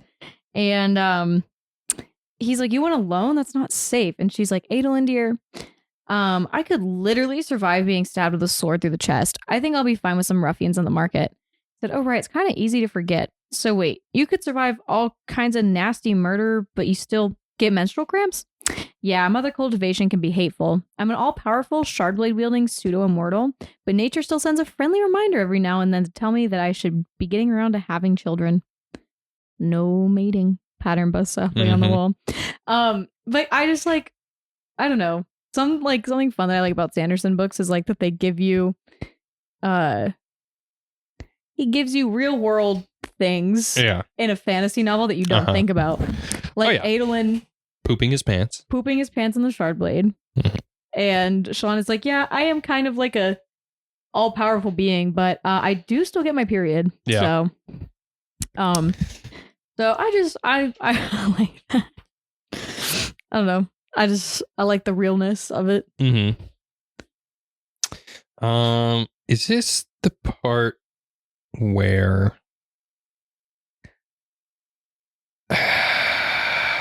Shallan finds Sabariel and Polona they're getting massages? Yeah, this isn't that part. And she's like, "I barely have any furniture, and you're here on cots getting massages." Yeah. Yeah. And Sabariel's just like, "I'm still paying you? Yeah. For what?" And he's like, "Go buy your own furniture." Yeah. Yeah. Adolin gives her the advice that she needs to give her guards purpose. Yes. Which is good. Adolin asks her, "Do you really think I'm like my father?" "You are. You're just like him, Adolin, moral, just, and capable." He frowned. "What? Nothing. You're a terrible liar. You worried you can't live up to his expectations, aren't you?" "Maybe." "Well, you have, Adolin. You have lived up to them in every way. I'm certain Dalinar Kholin couldn't hope for a better son. And storms. That idea bothers you?" "What? No." Shallan poked Adolin in the shoulder with her free hand. "You're not telling me something." "Maybe." "Well, thank Almighty for that." "Not going to ask what it is?" Ash's eyes knows. "No, I'd rather figure it out. A relationship needs some measure of mystery." I think I like in that little moment where she says, "You're not telling me something. Maybe. We'll thank the Almighty for that." Not ... going to ask what it is. Adolin wants her to ask. Mm-hmm. Because I think he wants to tell somebody. He needs to tell somebody. Yeah. And I like just in like that, though, that short interaction, we get that. Yeah. So, yeah. I agree. Mm-hmm. I agree. I agree. Yes. Okay. Are you ready to move on?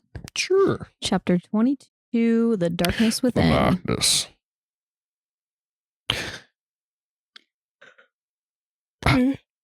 Shallan talks to Mraize, who gives her a task to cleanse the Tower of the Darkness, and in return, he'll tell her about Helleran. Iole tells Adolin to look into his own men, as she believes it was someone thinking they did the right thing. She then says to tell Amaram everything they find. Yeah. Mhm. So Amaram's back. Amaram's back. Yeah. Don't love that. I don't have any notes in this chapter specifically, so I guess we'll just kind of like talk about it. I don't know if you have any specific notes. I have a little bit. Yeah. Just where Shallan's talking to Mraize, and she's like, oh, so she's not one of you. She's not a ghost blood.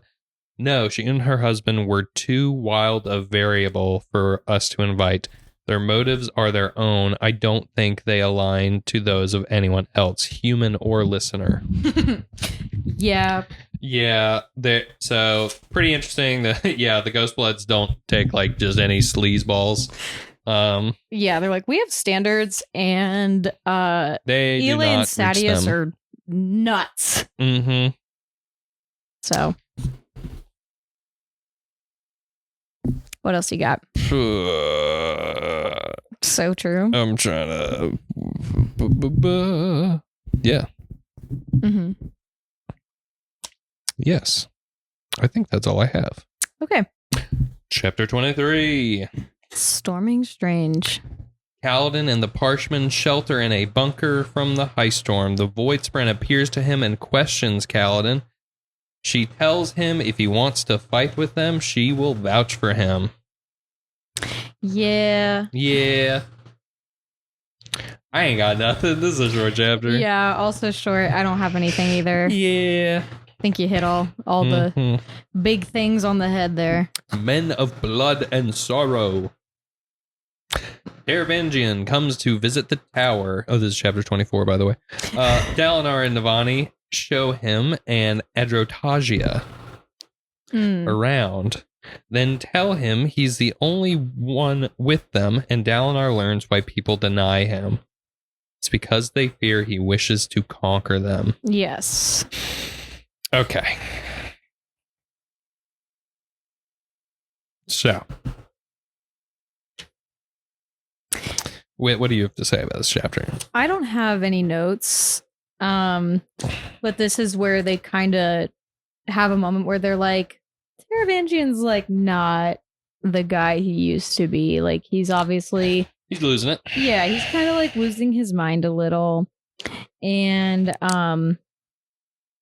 yeah. This is a stupid day for Taravangian. Yes. You can tell. Yeah, you can definitely tell. So he let he's some not up things to slip. snuff.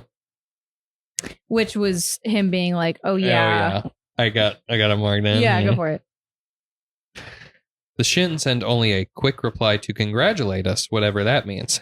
Hateful people, Taravangian said, murdering so many worthy monarchs. And later on,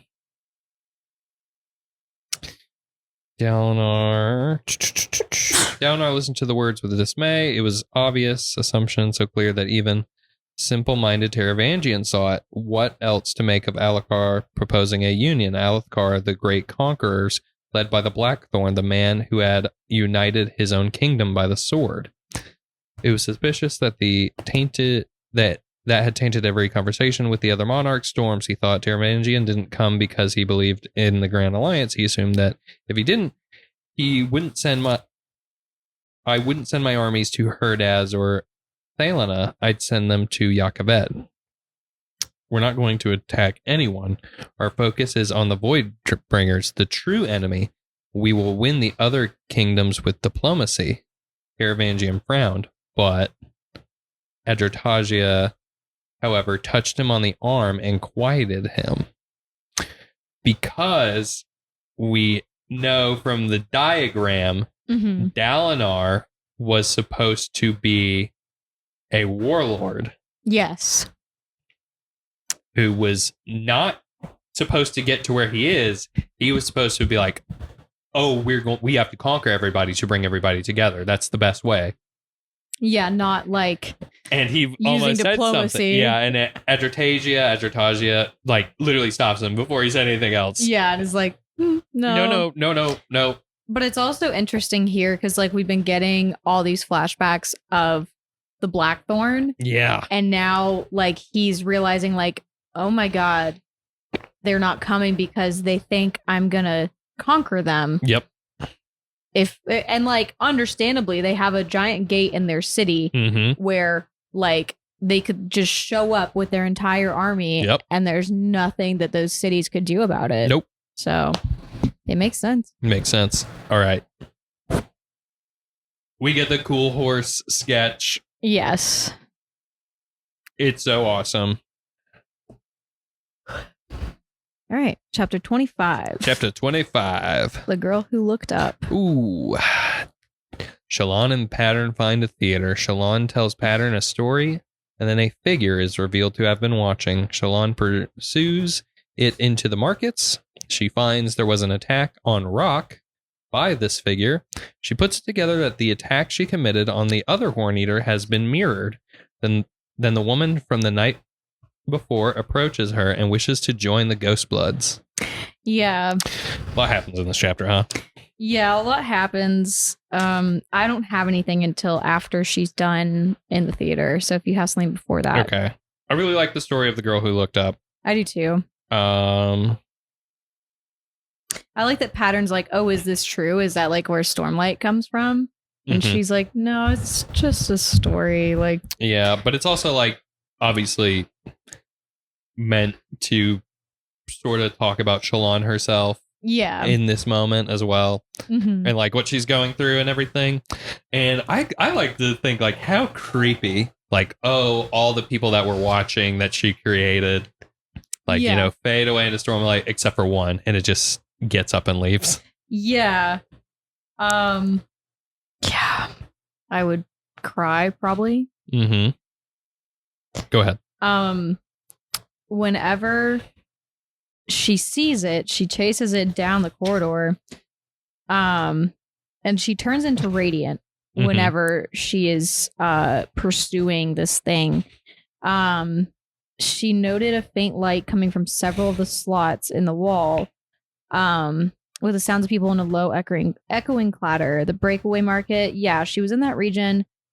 She was in that region. And while she was on the third level, the market's cavern was a full 4 stories high.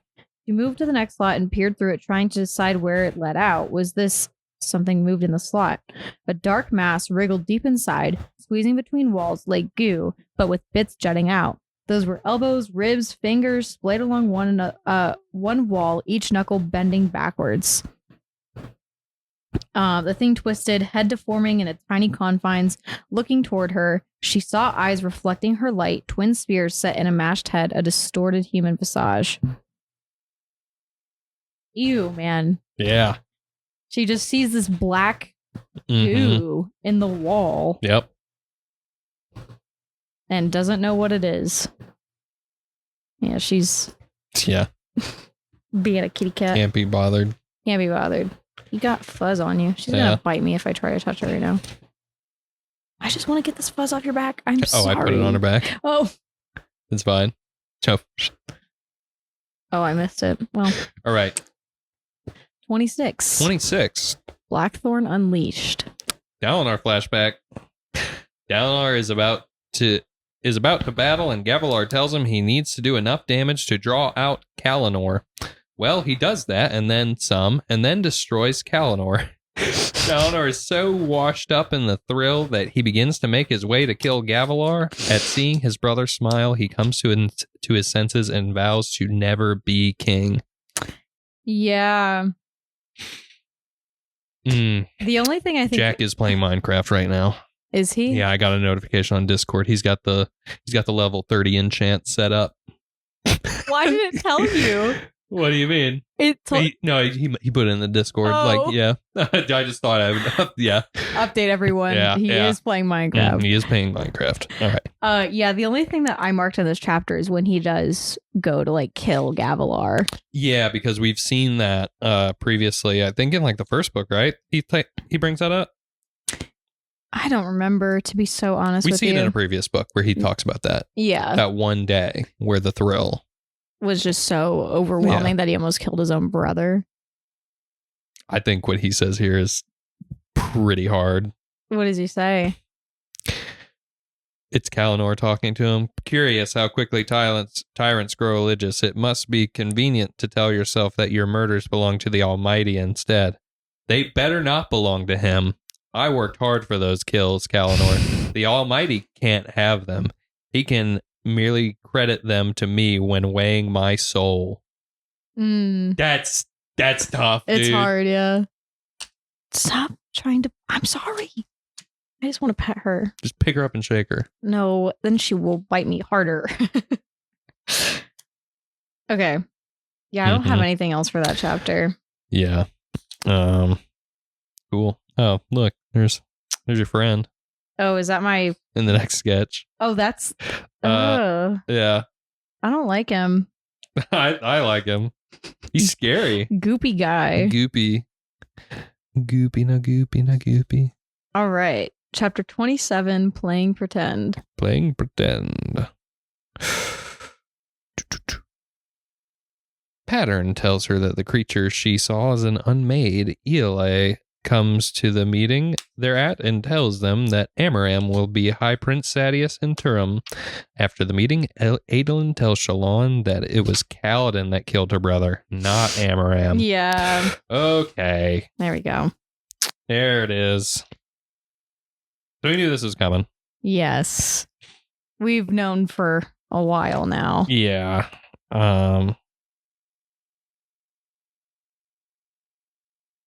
So, yeah, she like learns this and she immediately like goes like, tuck it away. Don't think about it. Don't confront it. Don't think about it. And it's literally just like, all right, more repression. Immediately. Yeah. Immediately. Yeah. But it's also like, I don't know. I get it. Yeah. But I think there's a moment later, either in this part or maybe the next part, where she is like, well, she like can't find the reason to be upset with Kaladin because like she was like, oh, well, he was fighting to protect Amaram. Like he was just kind of doing what he was supposed to. Yeah. She doesn't blame Kaladin. Yeah, which is good because if she got all crazy about that, I think we'd have a lot of issues. Right. But I also feel like she has every right to be crazy about it. But also Amaran, like, is the whole reason Kaladin's a slave because Kaladin killed Helleran. Yeah. It's crazy how everything comes back to... It's all connected. It's all connected. They're all connected. Yeah. Yeah. And Amaram is in charge of House Sadius now. Yep, because Sadius's nephew is too small, too little. Too little. All right, chapter 28, another option. All right. Azir and Queen Fen deny Dalinar again. Disappointed, he begins to wander the halls, and Lynn tells him that Bridge 4 has found something. They reveal that they have found Oathbringer, and Dalinar goes to return it to Sadius's camp. Meeting Amaram, he tells him that he will face judgment, and Amaram calls him a hypocrite. Dalinar then goes and finds Taravangian, and they have a discussion on a story from the Way of Kings. Dalinar speaks to the Stormfather and learns that he can bring others into the visions. Yeah. So the only thing I actually have marked in this chapter is when Taravangian and Dalinar are talking. Yeah, so, go ahead. Okay. I just like the story, and I think Taravangian also surprises Dalinar here because he kind of figures out he's not as like daft as he originally thought. Yeah. Or like maybe not as, I don't know, dense, or you know, he kind of like still has that like fighter spirit, king spirit in him, whatever. So they're talking about it, and Taravangian's like, what happened? And Dalinar says he doesn't say it first.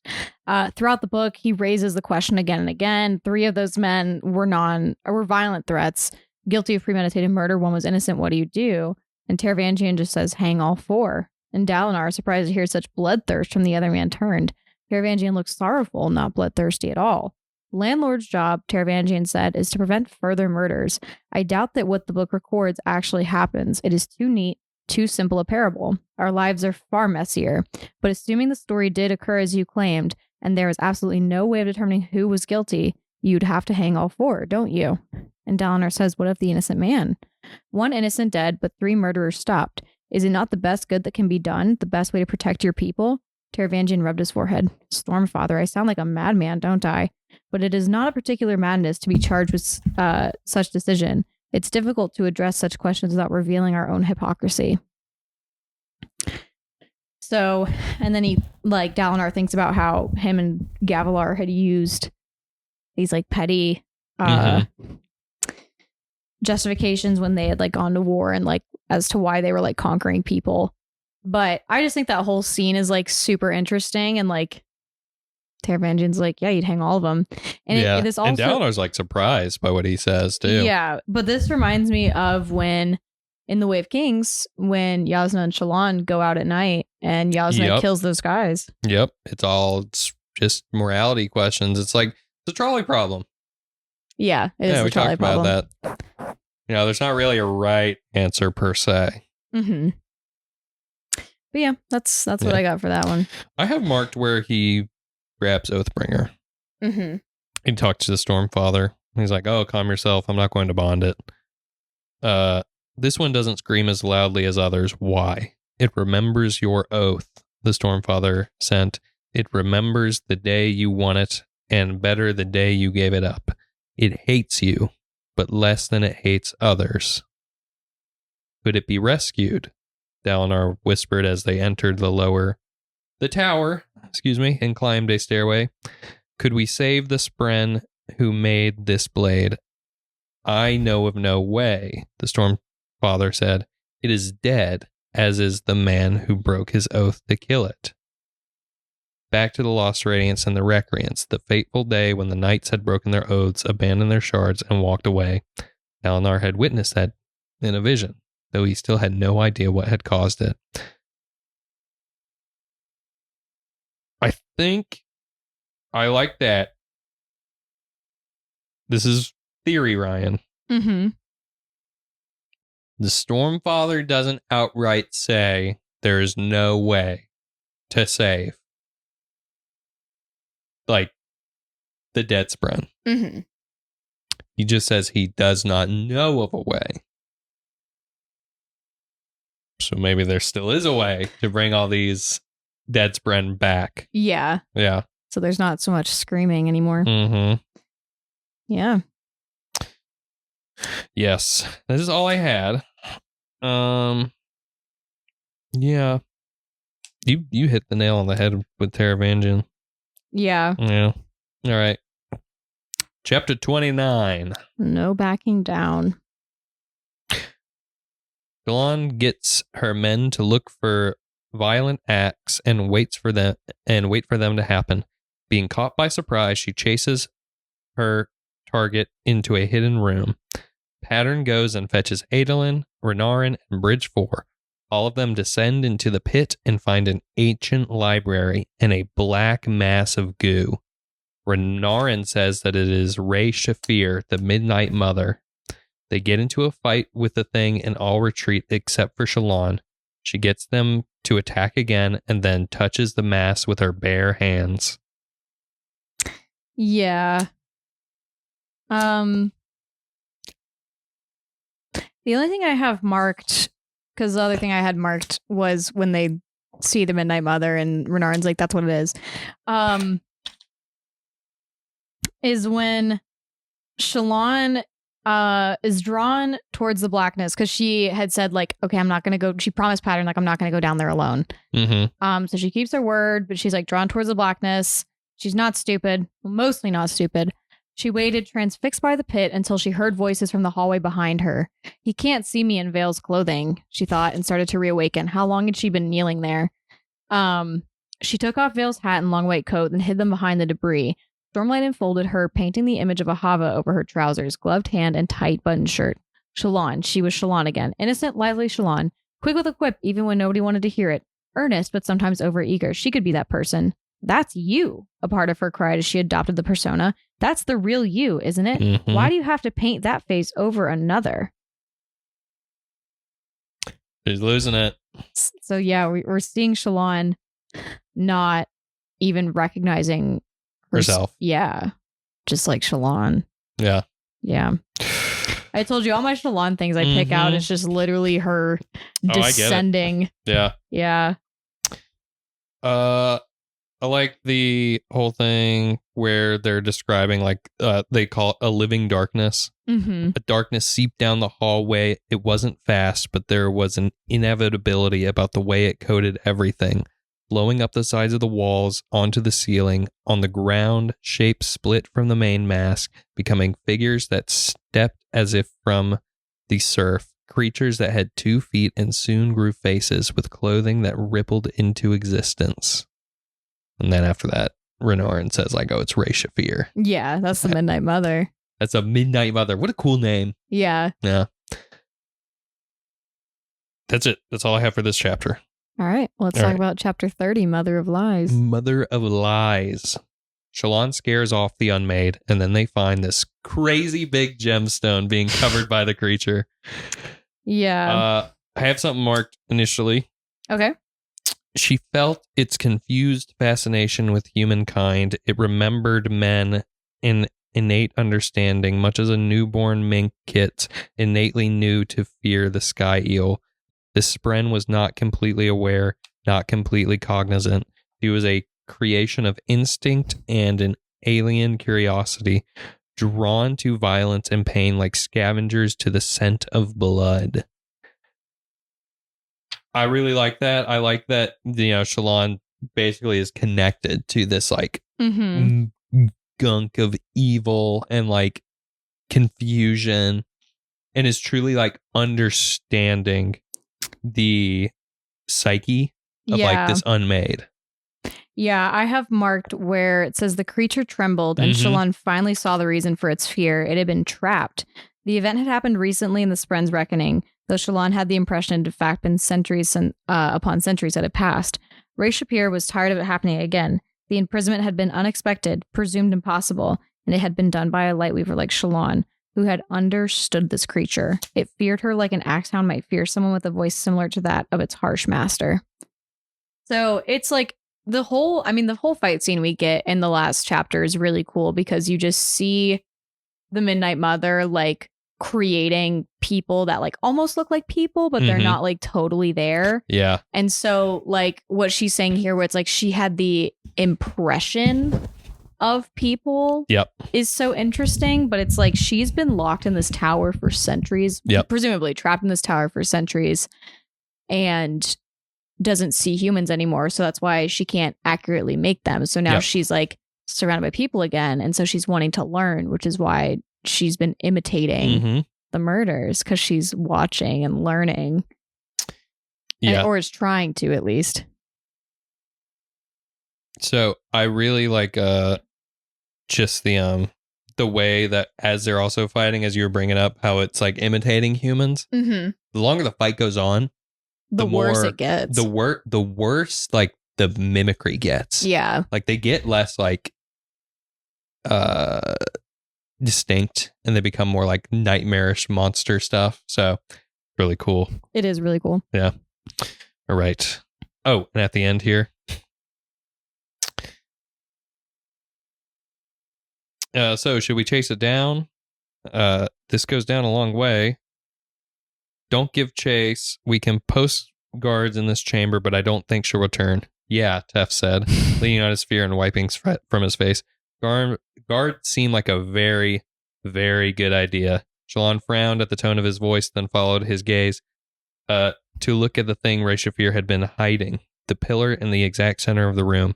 It was set with thousands upon thousands of cut gemstones, most larger than Shallan's fist. Together, they were a treasure worth more than most kingdoms. Yeah. Yeah. Crazy. Quasi. All right. Makes you wonder what this thing is. What is it? All right. Chapter 31, Demands of the Storm. Kaladin reveals himself once they reach the city and are about to meet a fused. He goes and saves more humans and does some crazy wind stuff. He fights some fused and then makes it back to Urithiru. He makes it back. Something I have marked pretty early on And Okay. this is after they run into the fuse, and he's like, I'm out of here. Yep. And it says, from up here, Kaladin could see the great trenches that cut into stones to divert away floodwaters after a storm. Though most of the Parshmen had fled for shelter, some remained below, craning necks and staring up at him. He had read betrayal in their postures, though he could not even tell if these were members of Ken's group or not. What? Syl asked, alighting on his shoulder. I can't help but feel a kinship to them, Syl. They conquered the city. They're Voidbringers. No, they're people. And they're angry with good reason.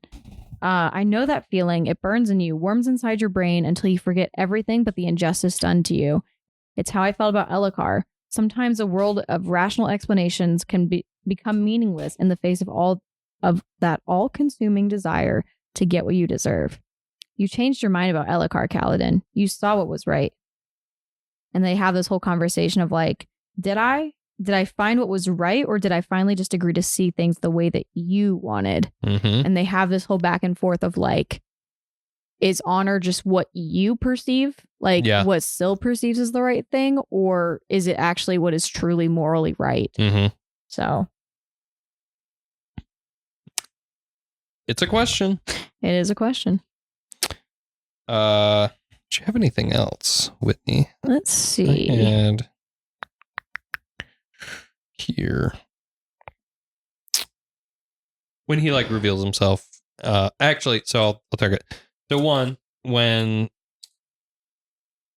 his like the people that captured him or whatever and been traveling with him, those Parshmen, the scribe that they're talking to, says, "Well, it's not unheard of, but you'll have to get permission from one of the fuse to label him free."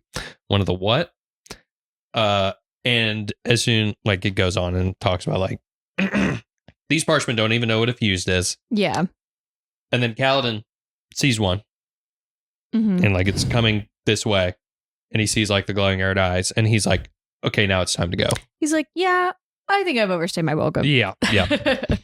And I was going to talk about what he does with the storm to save those people. Yeah, that's the next thing I was looking at. Oh, okay. Would you like to talk about it then? No, you go for it. Okay.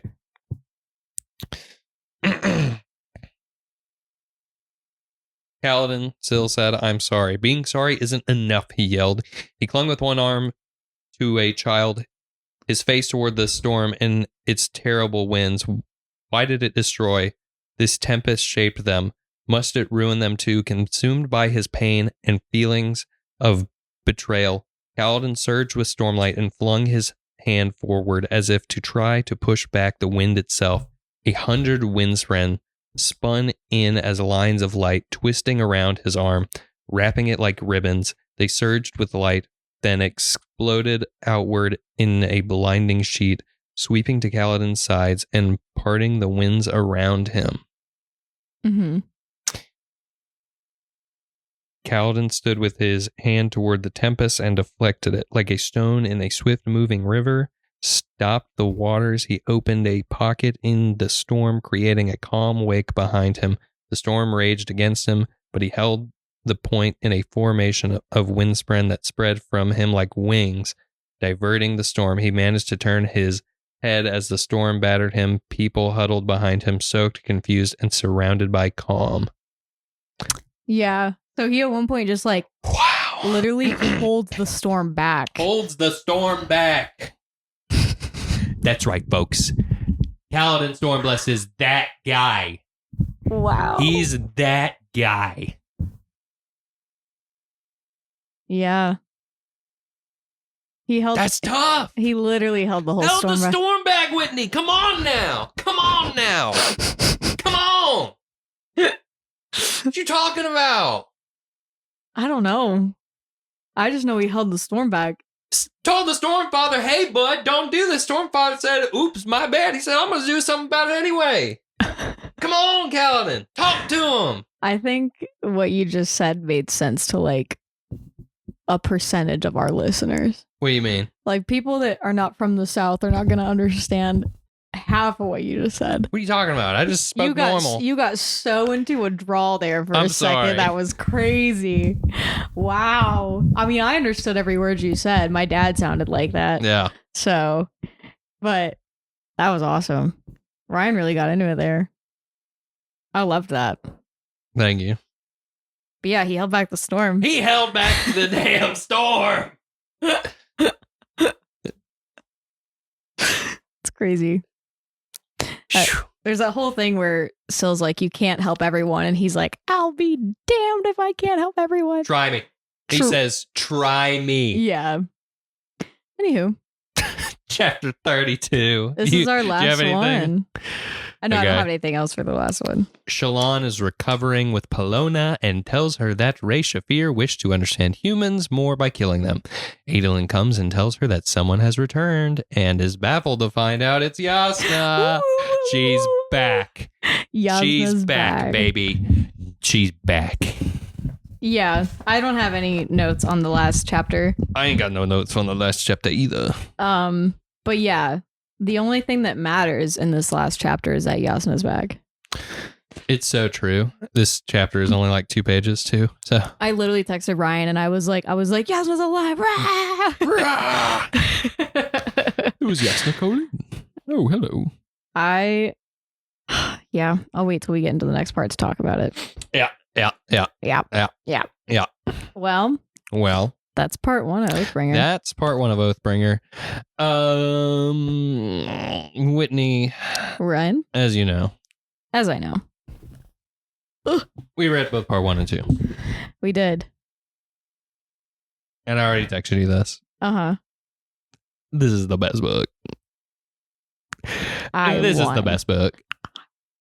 You didn't win. I told you it was either this one or Words of Radiance. Yeah. But this is the best one by far. And I'm still keeping my heart open to changing my answer. Okay. I still love this book. I've loved everything about this book so far. Mm-hmm. But I want to keep my heart open. Right. Yeah. It just is so good. It is the best. So good. The best. The best. Because I like just the... That's what we talked about earlier. Mm-hmm. Just the characters talking. Just the... Yeah, you get like a lot more character interaction and everything. And you don't get as much action, which is like, I'm fine with. But yeah, you just kind of get to see like new perspectives with we just Parchment and everything. Yeah, we get a lot of character development from several different parties with the book kind of going in the way that it is. Yeah. Yeah. And I like when, honestly, I like when Kaladin went back to Hearthstone. Mm-hmm. And he's like an adult now. Yeah.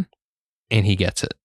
Like he recognizes like, oh, I used to think of Rashon as like this all like encompassing like being who was like in charge of everybody in my town, but really like he's a small fry compared to who he now is. Yeah. Kaladin himself now is. And who he works for. Yeah. Yeah.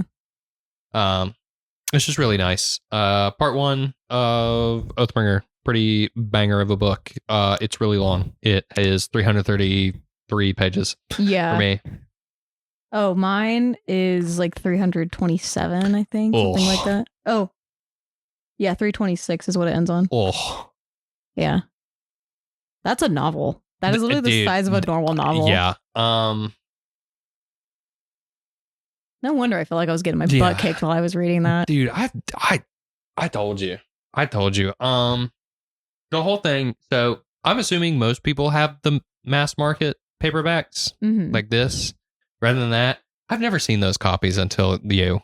Yeah. I've only ever seen these. I just like in remember stores. like I Amazon ordered the first 2. Uh-huh. And then finished Words of Radiance one day, and I was like, I need the next book right now. Yeah. And I went out to Barnes & Noble, and that's what they had for Oathbringer. They didn't have the mass market. Oh, okay. And I was just like, well, I guess that's what I'm buying right now. Yep. Nope, so. And you even noticed it. Comparing this to Words of Radiance and The Way of Kings. The font is so much smaller. It's the so much smaller. typefaces. Yeah, and it's not as spaced out. Yeah. And there's so many words. So many words. It's longer. So like not only that is like the font smaller and there's less spacing. It's just still longer. Yeah. There's just a lot more content packed into this book, I think. Yeah. It's crazy. Yeah. It's wild. Anyway, closing thoughts, part 1, banger. I would have to agree. Thank you. Do you want to talk about the Worldhopper Ball? Also, I remembered halfway through us recording, we did not say our names at the beginning. Not this time. Put it in right now. No. Okay. I'm Ryan. I'm Whitney. And together we're the Listenercast. I'm leaving this as to where it's at the 2 hour and 10-minute mark. That's fine. That's now okay. You know. Now you know. If you didn't know, now you know. If you didn't know, now you know. I had so much enthusiasm in my voice just then. Yeah. Okay, let's talk Worldhopper Ball. Okay. Well, do we want to? Are we just going to yap? Yeah, I think we're gonna yap. So if you have no interest in hearing us just talk, and you're gonna leave it off here now that we've finished talking about the book, thanks for listening. Yeah. And do all the good things with like and a rating and all that jazz. Yes. If anybody watching or listening is going to Dragonsteel, please let us know. Yeah. Yeah. I'm just curious to see who all of our listeners, if anyone's going. Yeah. Yeah. If you are going, let us know. We'll play skee ball. Where do they have skee ball? Oh, at quarters. Yeah, we'll go play skee ball at quarters. It's a fun little game bar or whatever. Yeah, I think it's 21 up though. Is it? I think so. Because it's a bar. We'll do something. We'll get ice cream. They have good ice cream out there. Yeah, that ice cream was good that we got last year. I still get emails from them. Really? Yeah. Awesome. Yeah. And I go, I don't live in Salt Lake City. Yeah. In fact, I live very far away from there. Mm-hmm. Anywho. But yeah. Yeah. So thanks for listening. We'll see you guys next time. We're going to yap now. Talking. Worldhopper Ball. Worldhopper Ball. All right. Worldhopper Ball is happening. Tickets went on sale today, as we said at the beginning. I thought, you know what? It's an extra expense. People are going to have to pack for the dress code and everything, right? Mm-hmm. It's not going to sell out that quickly. Yeah. Boy, was I wrong. Did you think it was going to go that way? No. Okay. I mean, I knew I thought we would have more time. Right. Because we chose the session, us and our friends that we met at con last year. Uh-huh. We chose the session that is Friday evening, late Friday, Friday night, really. It's from 9:30 to midnight, I think, is what the hours are on ours. And they have sessions earlier in the day. And then, there's more on different days, whatever. So Ryan ended up getting his. He refreshed the page at 11:59. It went on sale noon our time. Yep. And so Ryan refreshed the page at 11:59, got his ticket, no problem. I waited till 12 on the dot to refresh mine. And session 3, the one that we had decided on, was sold out by the time I refreshed my page at 12 o'clock. And so insane. Same thing happened with the badges where you just kind of kept refreshing and people were giving them up if they were getting thrown back because, maybe their friend group decided on another thing, whatever. So I ended up, everyone in our group thankfully got one because of being able to refresh and getting one that way. A couple of people in our group had to settle for other dates and times, and some people in our group. Majority of them didn't get it. Are you talking about in the Discord? Yeah, a lot of them got our session, and there's 2 or 3 people that they had to either got a different time. Everyone in our Discord got them, is a thing. Okay. But got it, but not for the right time, or got it for that time? Most people got it for the right time. Okay. Or for the time that we chose. Gotcha. And then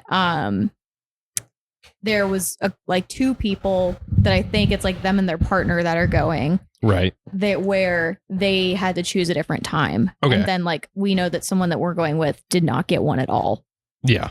So because she was at work, so she couldn't do it. So, yeah, literally crazy. But by the time I refreshed at noon when they were supposed to go on sale, they were sold out.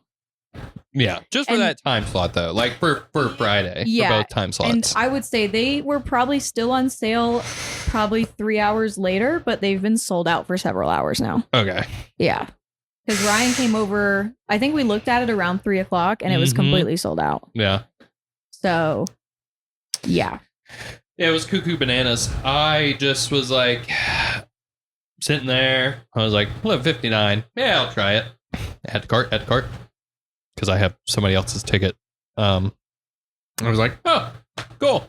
Check out. And then 12 o'clock hits. And it was like texting the people. I text Jenna. Mm-hmm. I text Kalila, the one I got the ticket for. And I put in the Discord, like, got him. That's all I said. Immediately. Already sold out. 12 o'clock on the dot. 12 o'clock on the dot. There is literally a message from me in our Discord server that is timestamped 12 p.m. And it just said, Friday says it's sold out. Yeah. Insane. I love that people love Sanderson. Yeah. And I love being a part of this community. Sometimes it really, really, really sucks. Yeah. You know, There's too many of us. Yeah. And that's the thing is that, like, I'm sure part of it is they didn't, were not able to, because they talked about this with, you know, all the badges selling out really fast. Yep. They were not given the space to allocate as many people this year because they thought it was going to be the same as last year, No. which probably also goes for the Worldhopper Ball.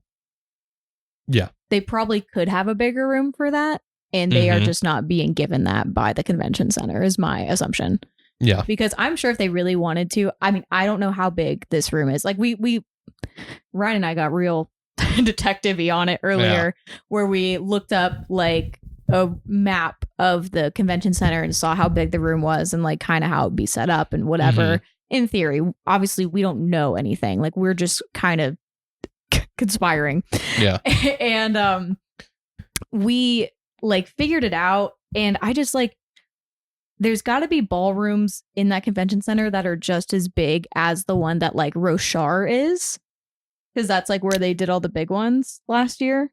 Remember, it has that big stage where we went and saw the live recording of Intentionally Blank, that huge ballroom where they did like the release party and everything. I don't think there is.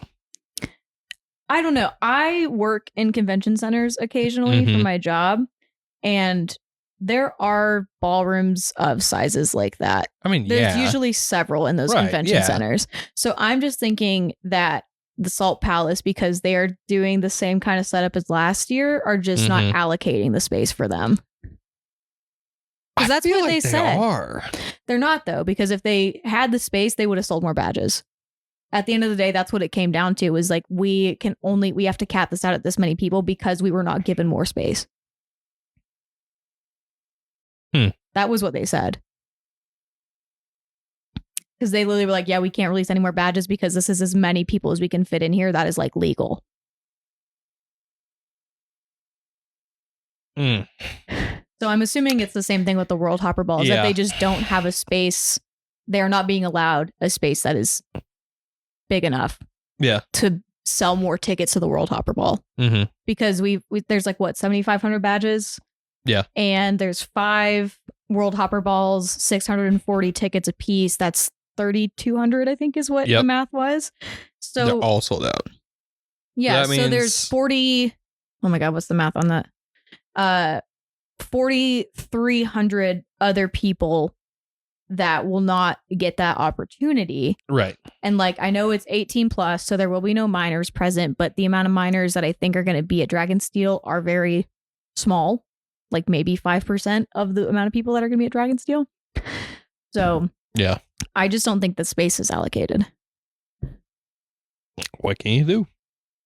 I'm hoping that the Salt Palace will see it, and then next year they'll give them more space. That's like what I hope. I hope so too, but So, okay. They should do it down here where we do Dragon Con. They do the World Congress Center. I was about to say, do the Georgia World Congress Center, baby. Yeah. They do a bunch of stuff over there. That's where MomoCon and everything is, right? Yeah, and I think they had to move AWA down there this year because it got too big. Got too big. Yeah, so I mean, I'm sure there's probably more venues around Salt Lake City that I don't know. I don't know.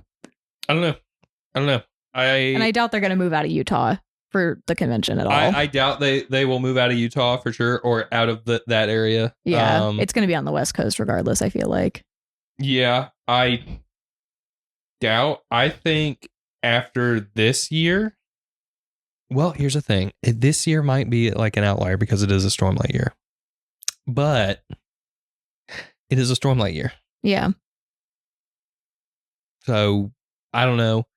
I feel like it would have to wait till like maybe next year to see like, do they keep this amount of sales and everything? I think they need to increase the amount of badges regardless. They tried to. Yeah. But they, like, the convention center was like, no, you guys only did X amount last year. You'll probably do the same this year. Yeah. So that's why they didn't get more.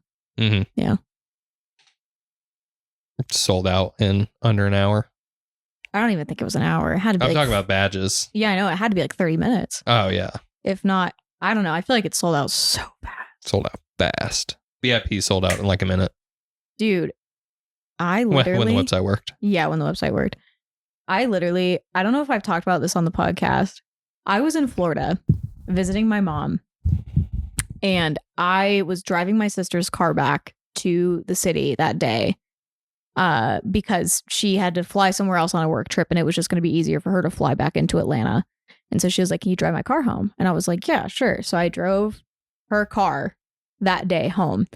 I literally, because the tickets went on sale the day that I was driving back, I got up at like 4 a.m. to drive home that day. Because it's like a 7-hour drive from Tampa. Mm-hmm. And I literally got up at like 4 a.m. to leave Tampa to be sure I was back here in time for the tickets to go on sale. I remember that. I am glad that I did that because I remember we were talking about it and we were like, oh, last year wasn't bad because like we bought tickets way, way after they went on sale. And I am so glad that I had the foresight to drive home as early as I did. I mean, I could have asked. Mm-hmm. You would have gotten them for me if I had asked. Oh, yeah. But like in my head, I was just like, I need to get home. Like I need to get those tickets. Mm-hmm. So if I didn't get one after I got up that early and drove here, I think I would have gotten violent. Yeah, I wouldn't blame you. Yeah, not really. I don't actually mean that, but I would have been upset. So I'm very thankful it worked out that way. And I know a lot of people didn't get them, so I feel bad, but yeah, I think definitely need more badges. But I'm gonna say this: the ball. Mm-hmm. I'm fine with that many. Yeah, it sold out, but like, yeah, no, I get it. We looked at the space on the rooms, and I think if they try to fit any more people in, it just doesn't, there has to be a certain level of like emptiness for something to be enjoyable. Because if you're just like shoulder to shoulder with people the entire and that's why I'm saying night, I don't think I want it to be in a bigger space.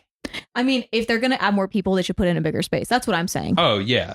Like if they're going to allocate more people, like if they're going to do more space and they're going to be able to sell more tickets, the space has to be bigger. I'm not saying they should sell more tickets anyways. I'm saying they need to put it in a bigger space before they do that. Yeah, and I feel like, and I really hope this isn't the case, you can buy multiple nights, right? Oh, I guess you could. I think you could buy multiple nights. You think some people did that? Probably. Oh, I know some people did. You know some people did. Yeah. Yeah. I kind of hate that because you're giving, like, some people are not even having the opportunity to go at all, and you get to go twice.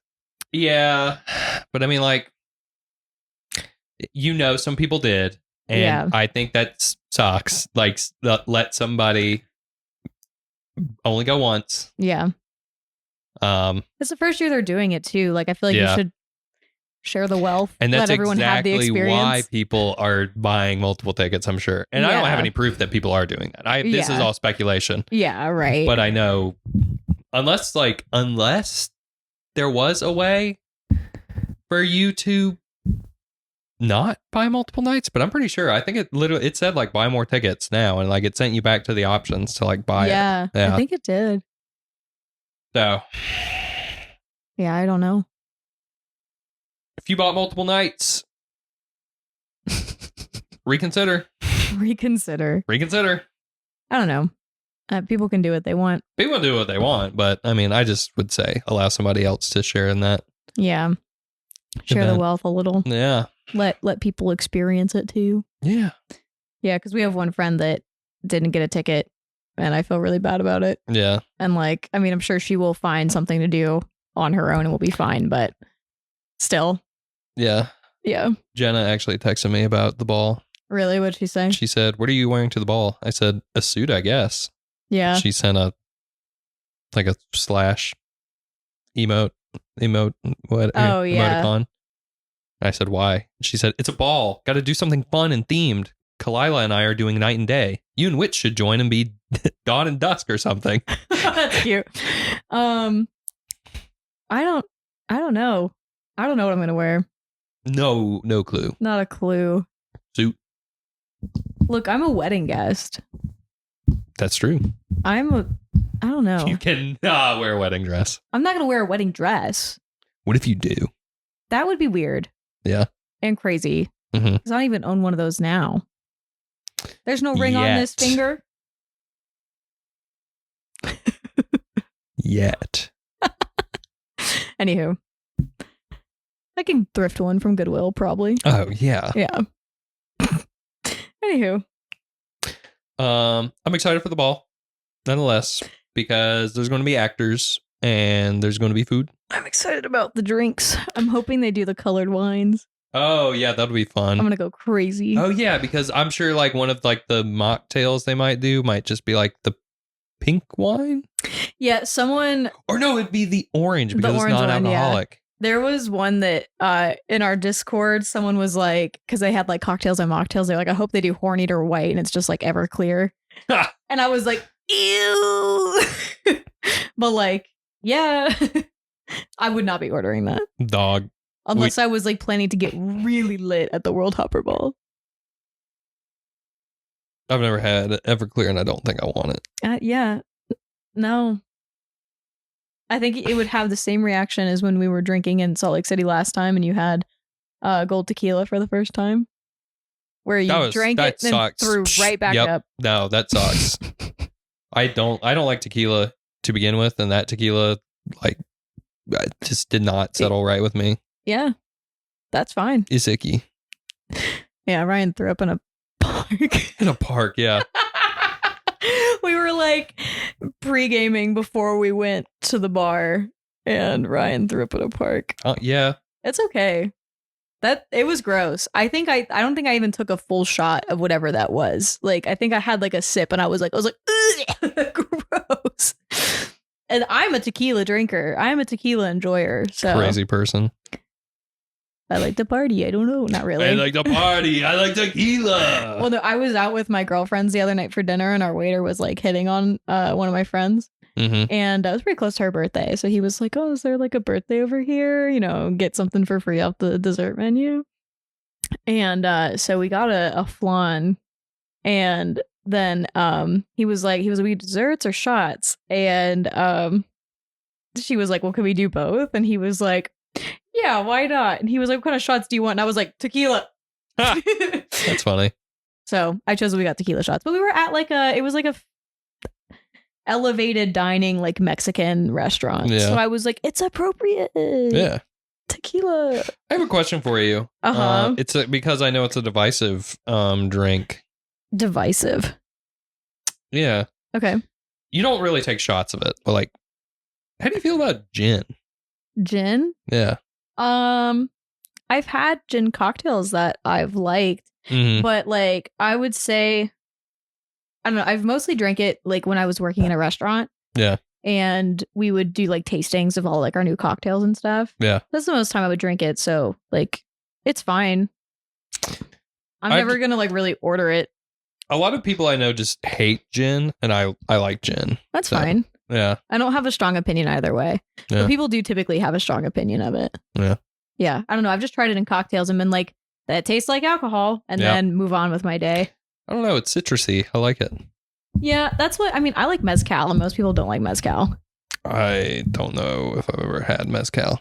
It's like it's in the same family as tequila, but you use like a different type of aloe to make it, I think is what the thing is, but it has like a really smoky flavor to it. Oh. And I don't just like do shots of mezcal. Yeah. Like it's something you mix in a drink, and it makes a really interesting like flavor profile. Yeah. Can you tell I worked in a fancy restaurant? Yeah. Anyways, but yeah, so I like mezcal in a cocktail setting, but I would not do shots of mezcal.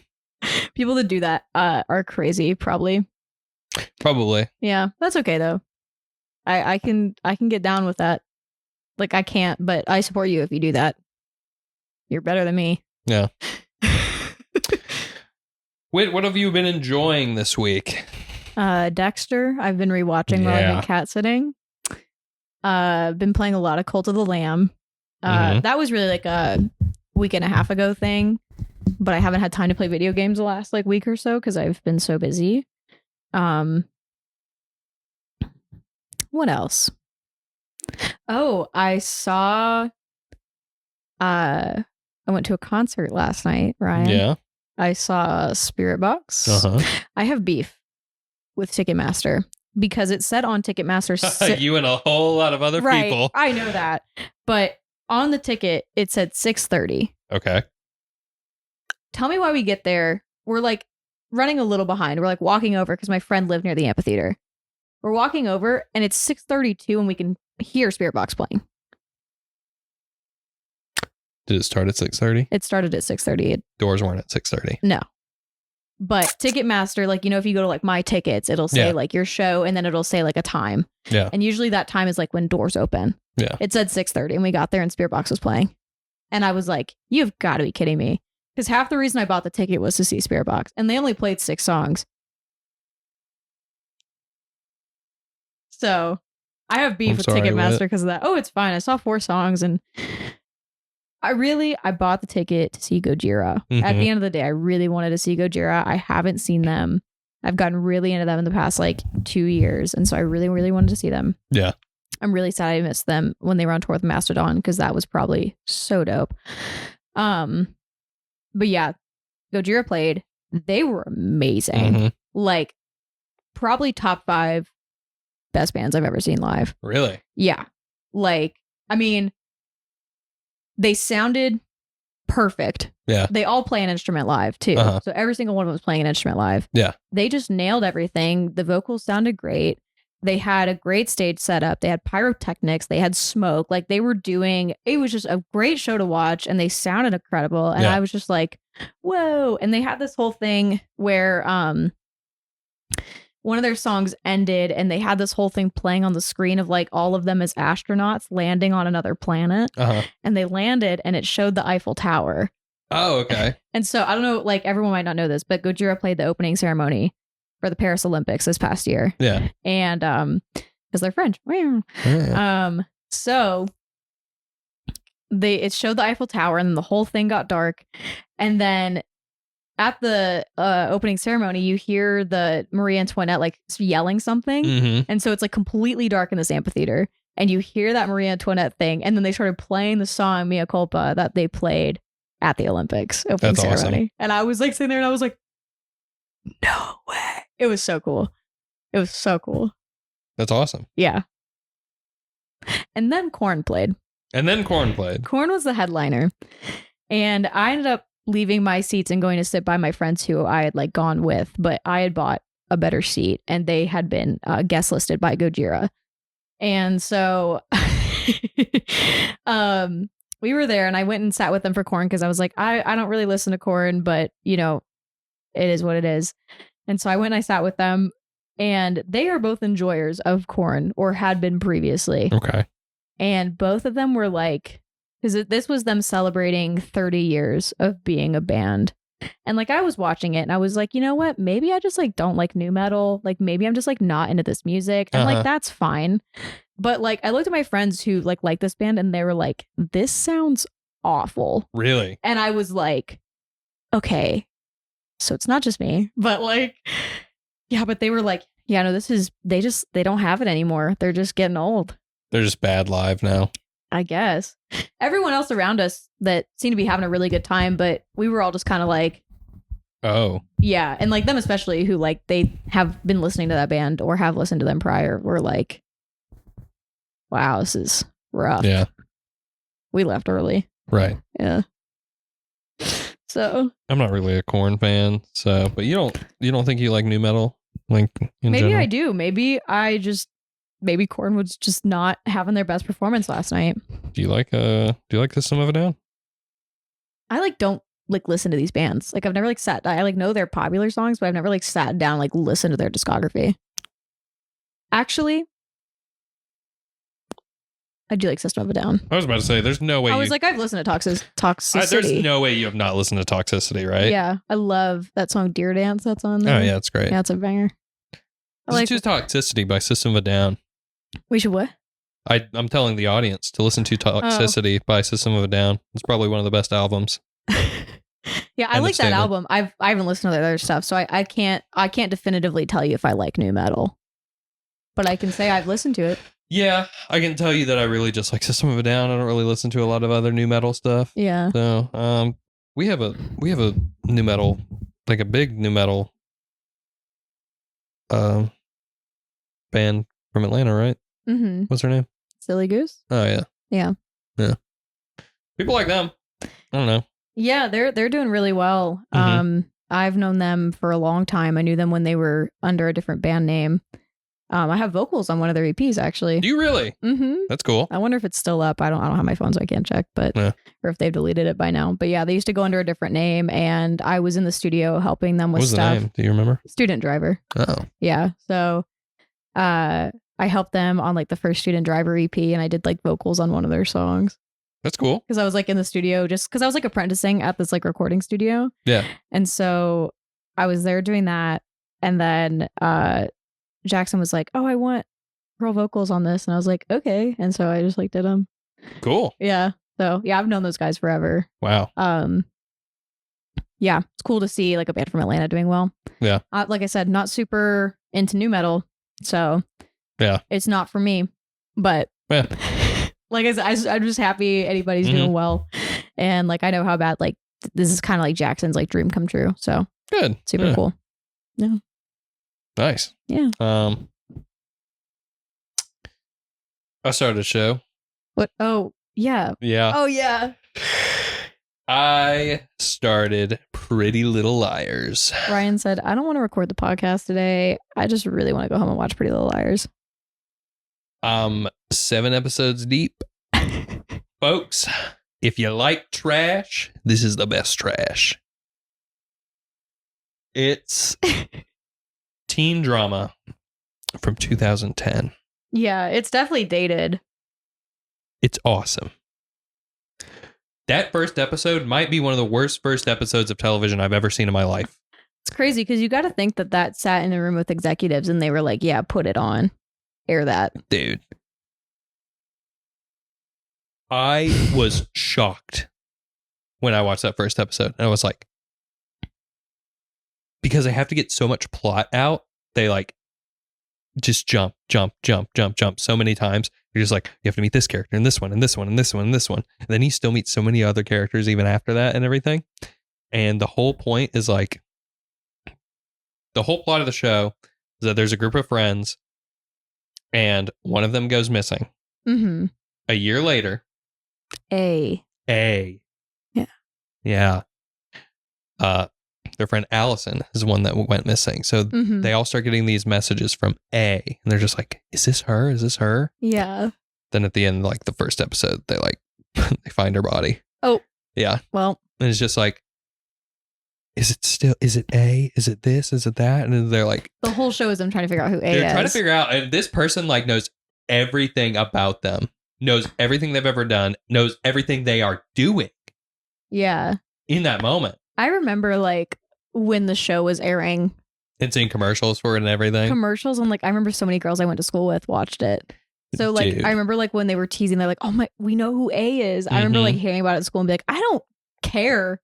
You guys see the new Walking Dead episode? Yeah. Breaking Bad? Like, come on. I'm not like the other girls. I was not like the other girls. I was a super hulag. Dude, I I kind of was too, but I like this because it's just fun. Yeah. It's fun to turn your brain off and laugh. Did you ever watch Teen Wolf? No. I think you might. I think I might. I like... You might like it. It's good trash. This is going to sound really bad. Because of how melodramatic it is, it's funny. Yeah. It's a funny show. Mm-hmm. And it's not supposed to be. They have this one character, and her name's Jenna. And Jenna's blind. Okay. She has these sunglasses on. Oh, I've seen pictures of her. Every time she is on screen, I crack up laughing. Because we're sunglasses? No, because she is supposed to be like menacing. Uh-huh. And it is so funny to me. And she's just like not at all. No, because it's just like, are we like, why are you guys, it's so that like everybody will get quiet and pretend like, and we'll be quiet so maybe she doesn't know that they're there. That's so messed up. She's blind, not deaf. Oh my God. And like, they'll be getting a phone call and she's sitting at the table and they're like, they don't want to answer the phone call. And she'll be like, are you going to answer that? Hands on the phone. And and it's just like, oh, she's so scary. She's so scary and like, so like, oh my God. And I just crack up because they do this stuff all the time. She's also the one with the stepbrother. Oh no. Yeah, that's right. She has a stepbrother. And if Ryan. you know from any trope, you can probably guess what that means. Yeah. We talked. Blech. Yeah. It's funny though. It's hilarious because as soon as you learn, I was just like, I called it. Yeah. Yeah. Well. Anyway, that's the garbage I've been consuming. I know. We have to record another episode after this. Yeah. So I'm thinking we should probably wrap it up. Okay. I also need to use the bathroom. Okay. That's my excuse. All right. Not really, but we do have another episode to record and I'm sleepy already, so. You're sleepy, all right? Do you need to eat some or something? I don't know. Maybe. I don't know. Yeah. Anywho, so this has been the Listenercast. We did part 1 of Oathbringer today. Thank you for watching. Thank you for being here. If you stayed here this long, be sure to give us a like, a favorite, share it with a loved one. That's what I've got. What about you, Ryan? Nothing. All right. You heard it here first, folks.